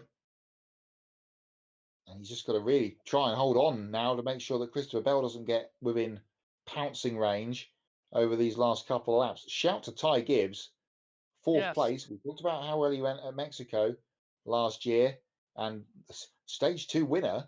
And he's managed to recycle that into what looks like going to be a top 5. Meanwhile, change of 9th, A.J. Allmendinger passed Denny Hamlin, and both of those guys have gotten by William Byron, who has, well, dropped anchor to 11th, so it's the furthest back we've seen Blaney on merit all day, Matt. It's also the furthest back we've seen Byron on merit. Yeah. Both of those guys have been very strong all day, as we generally tend to expect from both of them. 2 and a bit laps to go for the leaders. Here is Reddick in the left-hander of the stadium section and now foot to the floor through the long right-hander. And it looks like, yet again on this lap, it looks like he stretched it out. Yeah, he has. This is close to 3 seconds. It is 3 seconds, actually, as I look on my second screen up here. Yeah, it's up to 3 seconds on this lap, and it's going to be down to 2 laps to go. Tyler Reddick through turn 20 here, Matt. I know there's not 20 turns on the course as we mentioned earlier, but stick with me, it's easy math. Across the line, about 5 miles and 40 corners left for Tyler Reddick to make an enormous piece of history. He added 9/10 into his lead last lap. Just bring it back around to the white with no mistake and no caution elsewhere. Bell will be absolutely biting the steering wheel here to try and get a piece of SVG. Mostly for the fact that his comments at the end of last year were someone needs to go up there and beat this guy, and it isn't going to be him. No. But he might try and wrestle second place away here at the end. He's right behind him again. Yeah, absolutely. Just, did we mention earlier in this broadcast at all that Connor Zillage is set to attempt the Indy 500 and Coca-Cola 600 double next year? No. He's there you go. climbed back to 17th position on his second recovery drive. As long as he doesn't get knocked out of the way one more time, it'll be his best finish of the season, although it won't be as good as it probably should have been. Matt, Tyler Reddick snaking his way through turn 15 and just praying that he can get back to the white flag. Whatever bet he put on in the Chumba Casino over the off-season. Let's not forget also quickly before we get into the pomp of the last lap, all of the NASCAR stuff that was happening in the fall of last year, there was talk, if it didn't go the way of 2311, Tyler Reddick was going to be a free agent if they did not have a charter. They have come back, won the first 2 races, pole position for this one, and he is one more lap away from a historical COTA win. White flag in the air. Tyler Reddick receives it. And this will be the final lap of this race at Circuit of the Americas in Austin, Texas. Reddick is safely through turn 1 for the final time. Statistically, this is his best racetrack. 5 races here. 5 top 10s. 4 top 5s. A win in 2023. Swings and slings his Toyota Camry through the slaloms for the final time. His lead on Shane Van Gisbergen is 4 seconds. Just a few laps ago, Van Gisbergen was filling up the rearview mirrors of Reddick, trying to force a mistake. It hasn't happened. Reddick has stared him down, and we've got a crash in the front straightaway from Carson Hocevar. No caution yet. If a caution does come out, the race would be over. Hocevar is to driver's left on the pit wall, and now he gets back going. We'll call Tyler Reddick home, Matt. Final few corners for Reddick, waiting to make history. Find out what happened to Carson Hocevar shortly, because it looked like he may have been dumped there on the pit straight, but we'll catch up with that anyway in a moment. Reddick 3 corners from home for a third win in 3 weeks for something that we've never seen before. Michael Jordan will be doing the chumba tonight. It is going to be another 23-11 victory. Tyler Reddick cannot be stopped. Michael Jordan knows a thing or two about three-peats. He's about to be a part of a historic one here. Tyler Reddick out of turn 20 for the final time. Not Marvin Panch, not Bob Wellborn, not David Pearson, not Matt Kenseth, not Jeff Gordon, not anyone has done this, but Tyler Reddick has. Tyler Reddick has won the first 3 races of the NASCAR Cup Series season. He scores his 2nd career win at Circuit of the Americas in Austin, Texas. And Tyler Reddick has done something that has never been done before in the long 3/4 of a century plus year history of NASCAR. A three-peat win. You can't doubt 23-11. They've come through a winter of discontent to put in an absolute barnstormer. Tyler Reddick wins for a 3rd time in a row. That's just brilliant. This season is all going to be about the points. It's all going to be about who's consistent. You've got to now say, even though we're 3 rounds into the year, that Reddick is the championship favourite. Well, it's going to be interesting to see what plays out over the next couple of weeks. But at this moment in time, as you say, JB, no one holding a candle to 23-11. Where did Darrell Wallace Jr. finish in the end? He was in the top 15, I think. We'll check in a moment for you. Well, there you go. Pray for Darrell Wallace Jr. He finishes 11th. Tyler Reddick wins the first 3 races in a row. He's going to do a big old smoky donut down there in the stadium section. And this remarkable start to the season just continues. We saw Alex Palou last year the IndyCar Series season by winning 5 of the first 6 races of the year, but this stuff doesn't happen in NASCAR. I think Jamie Little's caught up with Michael Jordan again, 3rd week running. Let's go to Jamie and Michael. You know, Tyler came in with most pressure, I guess. Everybody expected him, or he had a chance to win 3 in a row. That's the hardest one to win, you know. And he kept to his strategy, and, man, the guys put together a great car, man. And I think Billy did an unbelievable job in calling the game, calling the race, and Tyler did a good job. He beat some good competition. I mean, when you see SVG coming back there, you get a little nervous, but I think he had him covered pretty much the whole day. Michael, the records, the wins, the trophies, what does this all mean to you as a team owner here in this sport? Well, I'm proud of the team that we put together. I mean, Denny, I'm pretty sure it's the same way. He feels the same way as I do. And I think a lot of credit goes to him, because I think he's the mastermind behind finding Tyler and putting together, you know, Billy Scott and all that. Look, I just put up the money. I'm just a competitor. But I think Denny's done an unbelievable job in terms of helping build this team. And I think the team has done a good job in just taking our leadership and going out and winning. That's what it's about, winning. So we're going to see you in Phoenix? I'll be in Phoenix. I'll be in Phoenix. How about? I mean, if he continues showing up, they may not lose. Before this season, 23-11 had never even won back-to-back races. Now they've won 3 in a row. And Tyler Reddick with his 2nd career COTA victory, his 3rd career road course win. The other came at Road America for his 1st career win in the Cup Series, driving for Richard Childress. I mean, Matt, what more can you say? Now, these first 3 races, they are not the cookie-cutter racetracks that the season is mostly built of. It's not the meat and potatoes of the season, 2 drafting track super speedways and a road course, but that does not make it any less impressive. Yeah, absolutely. No more smoky Goodyear tyre tracks been left on the front straightaway by Tyler Reddick. Kids on top of the race cars. Tyler's about to jump out. Michael Jordan is down there, as is, I'm sure Jamie's followed him. Oh, AJ Allmendinger was doing this before. He's laid by the side of his car. Saw that at Indianapolis a few years ago. All the celebrations, though, are on the front straightaway with Tyler Reddick and Michael Jordan. An exhausting race, especially with the heat of the day. Cool seats have failed on multiple drivers. Alex Bowman left his car before the race, and now A.J. Allmendinger lying on his back on pit road, and hopefully he'll receive the treatment he needs to receive. Meanwhile, Tyler Reddick just climbed up on the roof of his car. He dives into a mosh pit of 2311 teammates. He's cashed it in again in the Chumba Casino car.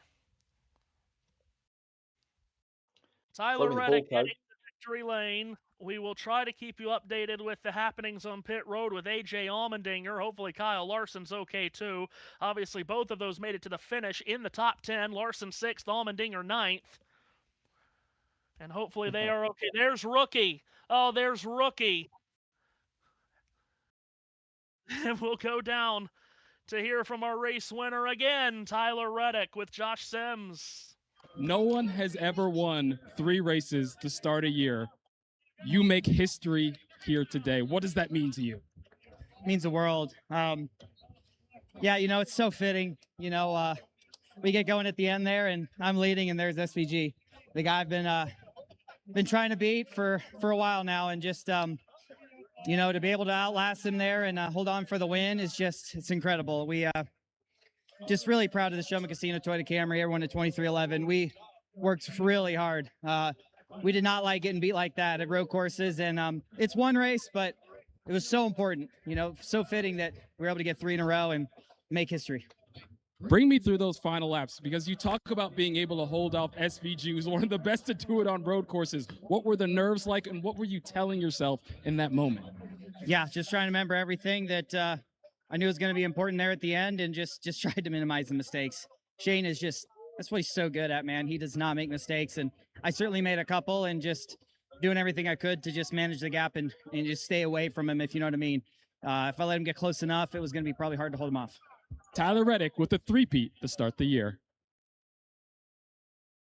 Michael Jordan led the Chicago Bulls to 2 3-peats of NBA championships in 1991, 92, and 93. Then he retired from the sport abruptly, then came back 2 years later and led them to another 3-peat of titles in 96, 97, and 98. Now his NASCAR team with a 3-peat to start the 2026 season, winning Daytona, Atlanta, and Austin back to back to back. And Matt, I mean, what more can you say about what Tyler Reddick has done to start this season? You know, he's actually scored more points today than he did at Daytona or Atlanta. Well, yeah, just every single thing we talk about, just, oh yeah, okay, fine. Yeah, what? That's wild, but yeah, makes sense. So, yeah, as I said at the end there, who can stop him? It's going to take something, isn't it? That'll be the talk all week now, going to Phoenix, of who can put one over on Tyler Reddick. 2311 have not been good at Phoenix over the past handful of years. So really going to be interesting to see what happens over this next little run of races. Well, my gosh, it's never happened before. No. We love seeing sports have been going on for a long time now, Matt. Baseball, football, hockey, soccer, NASCAR. We love seeing things that have never happened before. And we just witnessed it today. And now, Matt, can you believe it? 2 years in a row, early in the season, we are heading to a race next week to see if someone can win 4 in a row. Do you reckon he could? Phoenix is a short track circuit that he could actually do very well at. It is a Toyota track, but it hasn't historically been a 2311 track. But it is a Toyota track for sure. Reddick has never finished better than 6th at Phoenix. Just having a look at the A.J. Allmendinger picture again, boys, as well. He's got fluids being put into him, which is good news, and there's team around him. But I presume... Go on. We heard, didn't we, that his cool suit had failed and his helmet hair was blowing hot. Yeah. So he had double the trouble going on in there. Not good, not good. Yeah. I don't think that went out to Fox. I think that went out international feed. Go on. He was helped onto a stretcher, was Allmendinger, who came home with a heroic 9th place finish, given the conditions. I think a special mention was to Brad Keselowski, who didn't know if he could run this entire race and did so brilliantly. Where did he end up? Well, he finished the race, which is P20. That's not too bad. Well, I really enjoyed that one, and I enjoyed listening to you guys on commentary. It was a bit weird not being, play by play, but I appreciated you letting me jump in every now and then with things I had to say and random musings. It's just ticked over to Monday here, which means it's time for Betty Buys. So final thoughts from myself before you sign off, Matthew and Matt. That was a brilliant race. SVG, I think he pushed too early, then had to save, then couldn't push again, even though he was told to. Reddick, complete domination. Well, who saw that coming? I can't wait for the rest of the season. Over to you guys. Yeah, thank you, JB. Get Wells. When I Thank say you. soon, I do mean very soon, because you have, all of it to do. Yeah. I've got tiddlywinks on Tuesday. AJ Allmendinger being stretchered back to the infield care center. Will also say, just to finish off something that we were saying about 20 laps to go, Christopher Bell and Kyle Larson were exchanging words on pit road. Let's go down to Regan with Shane. Quite have enough. Yeah, it's weird to be disappointed with second, but yeah, this series is just at a high level, and I felt okay. We got our safety culture Chevy a lot better than yesterday, but just following Tyler, his driving was immaculate and his car was very good too. So I tried, but didn't quite have enough, but still a great points day for the 97. All right, nice job. Thanks, Shane. Ty Gibbs for him today. One stage 2 ended up 4th there. You were picking off cars all the way up until like 10 laps to go. How good does this run feel for you and your team? It was really great. I had a great Toyota Camry. They helped me out so much today. So had a lot of fun, and yeah, we passed a lot of cars. Obviously, my guys Tyler and the boys did a great job on the strategy. I didn't really know what was going on because we pitted and I was in last, and then we went back up to the front, and it just is so much going on. So it gets kind of hectic. It kind of feels like Richmond with the pit cycles and everything at the end. So just stayed at it, and I don't know. I was up at the front at the end and just kept digging, and yeah, just didn't have enough time, but felt really good. Thank you to Monster Energy and everybody that helps me out in my career, and thank you to the man above, and we'll keep going and keep racing. Great run for the 54 team today, Mike. It was.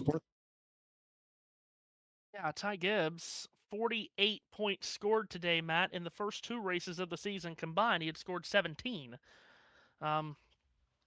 And that actually takes him up to 17th in the championship standings, does Ty Gibbs. Quick, is this? No, I thought it was going to be Bell and Larson. It wasn't. It wasn't a knockout, drag-out fight, but they were exchanging words on pit road, Bell and Larson, after another coming together on the racetrack.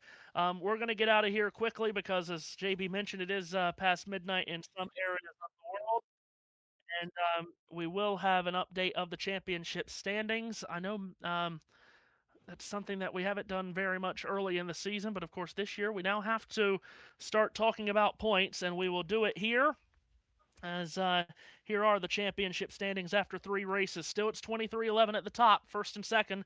Tyler Reddick on 186 points leads Darrell Wallace Jr. by 70 points now. My goodness, what a huge number between first and second after just 3 races. Chase Elliott is third, 72 back of Reddick. Ryan Blaney fourth. Shane Van Gisbergen jumps up to 5th in the championship standings after a second-place finish and back-to-back top 10s. Those bonus points for winning races are coming into the play already, aren't they? Goodness sure me, are. 70 points through 3 weeks. That's wild. Listen to this. It is the same gap from first to second, 70 points. From first to second, it's the same amount of points from Darrell Wallace Jr. second to Chase Briscoe 27th.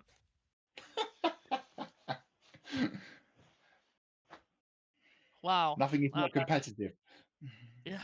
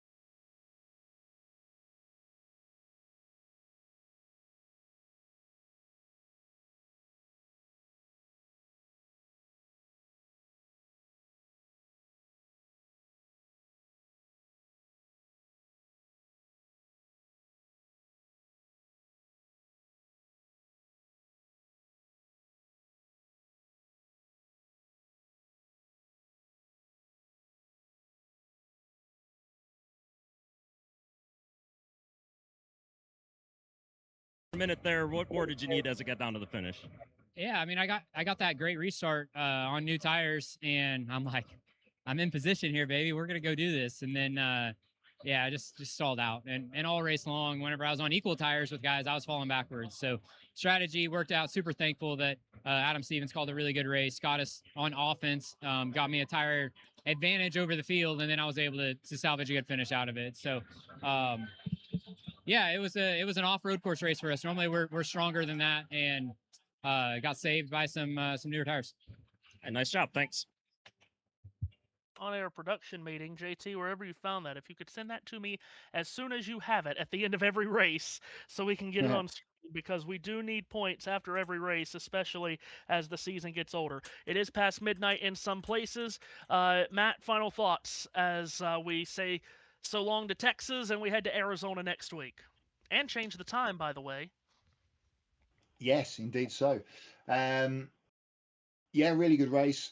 Congratulations again to 2311 Tyler Reddick and all of that crew on a history-making day in a, again, much for most of the weekend across all of the American motorsport, clean and not chaotic race, which again could have been, had its moments, but fairly good race, and vanquished. Van Gisbergen has been beaten again. Final thing for me is, I'm sorry to completely waste everybody's evening. The most predictable men have won both races. Yeah.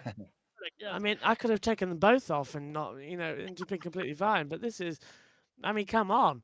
IndyCar, predictable. NASCAR, predictable. Thank God Formula One's back next weekend so that we can have a bit of variety.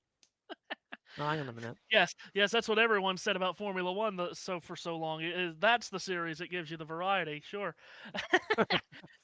A huge thank you to JB and JT for all of their efforts today. A huge thank you, of course, to Matt.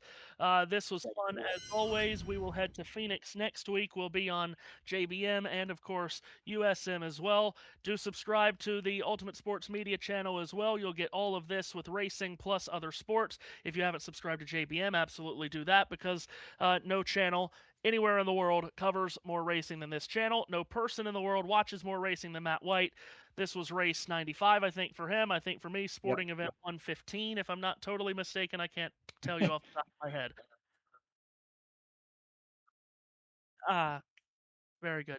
JT meeting 11. Yes, JT meeting 11 of the year trackside. So for all of them and for me, Matthew Owens, signing off from Circuit of the Americas in Austin, Texas. The winner again is Tyler Reddick. No one's ever won the first 3 races of the season before today, so it kind of stands out that no one's ever won the first 4 races of the season. He'll try to do that next week and make even more history, because no one in the Cup Series has won 4 straight since Jimmy Johnson in 2007. Just put that out there right now. You know it 7 days in advance. So long from Austin, Texas, where Tyler Reddick has won again.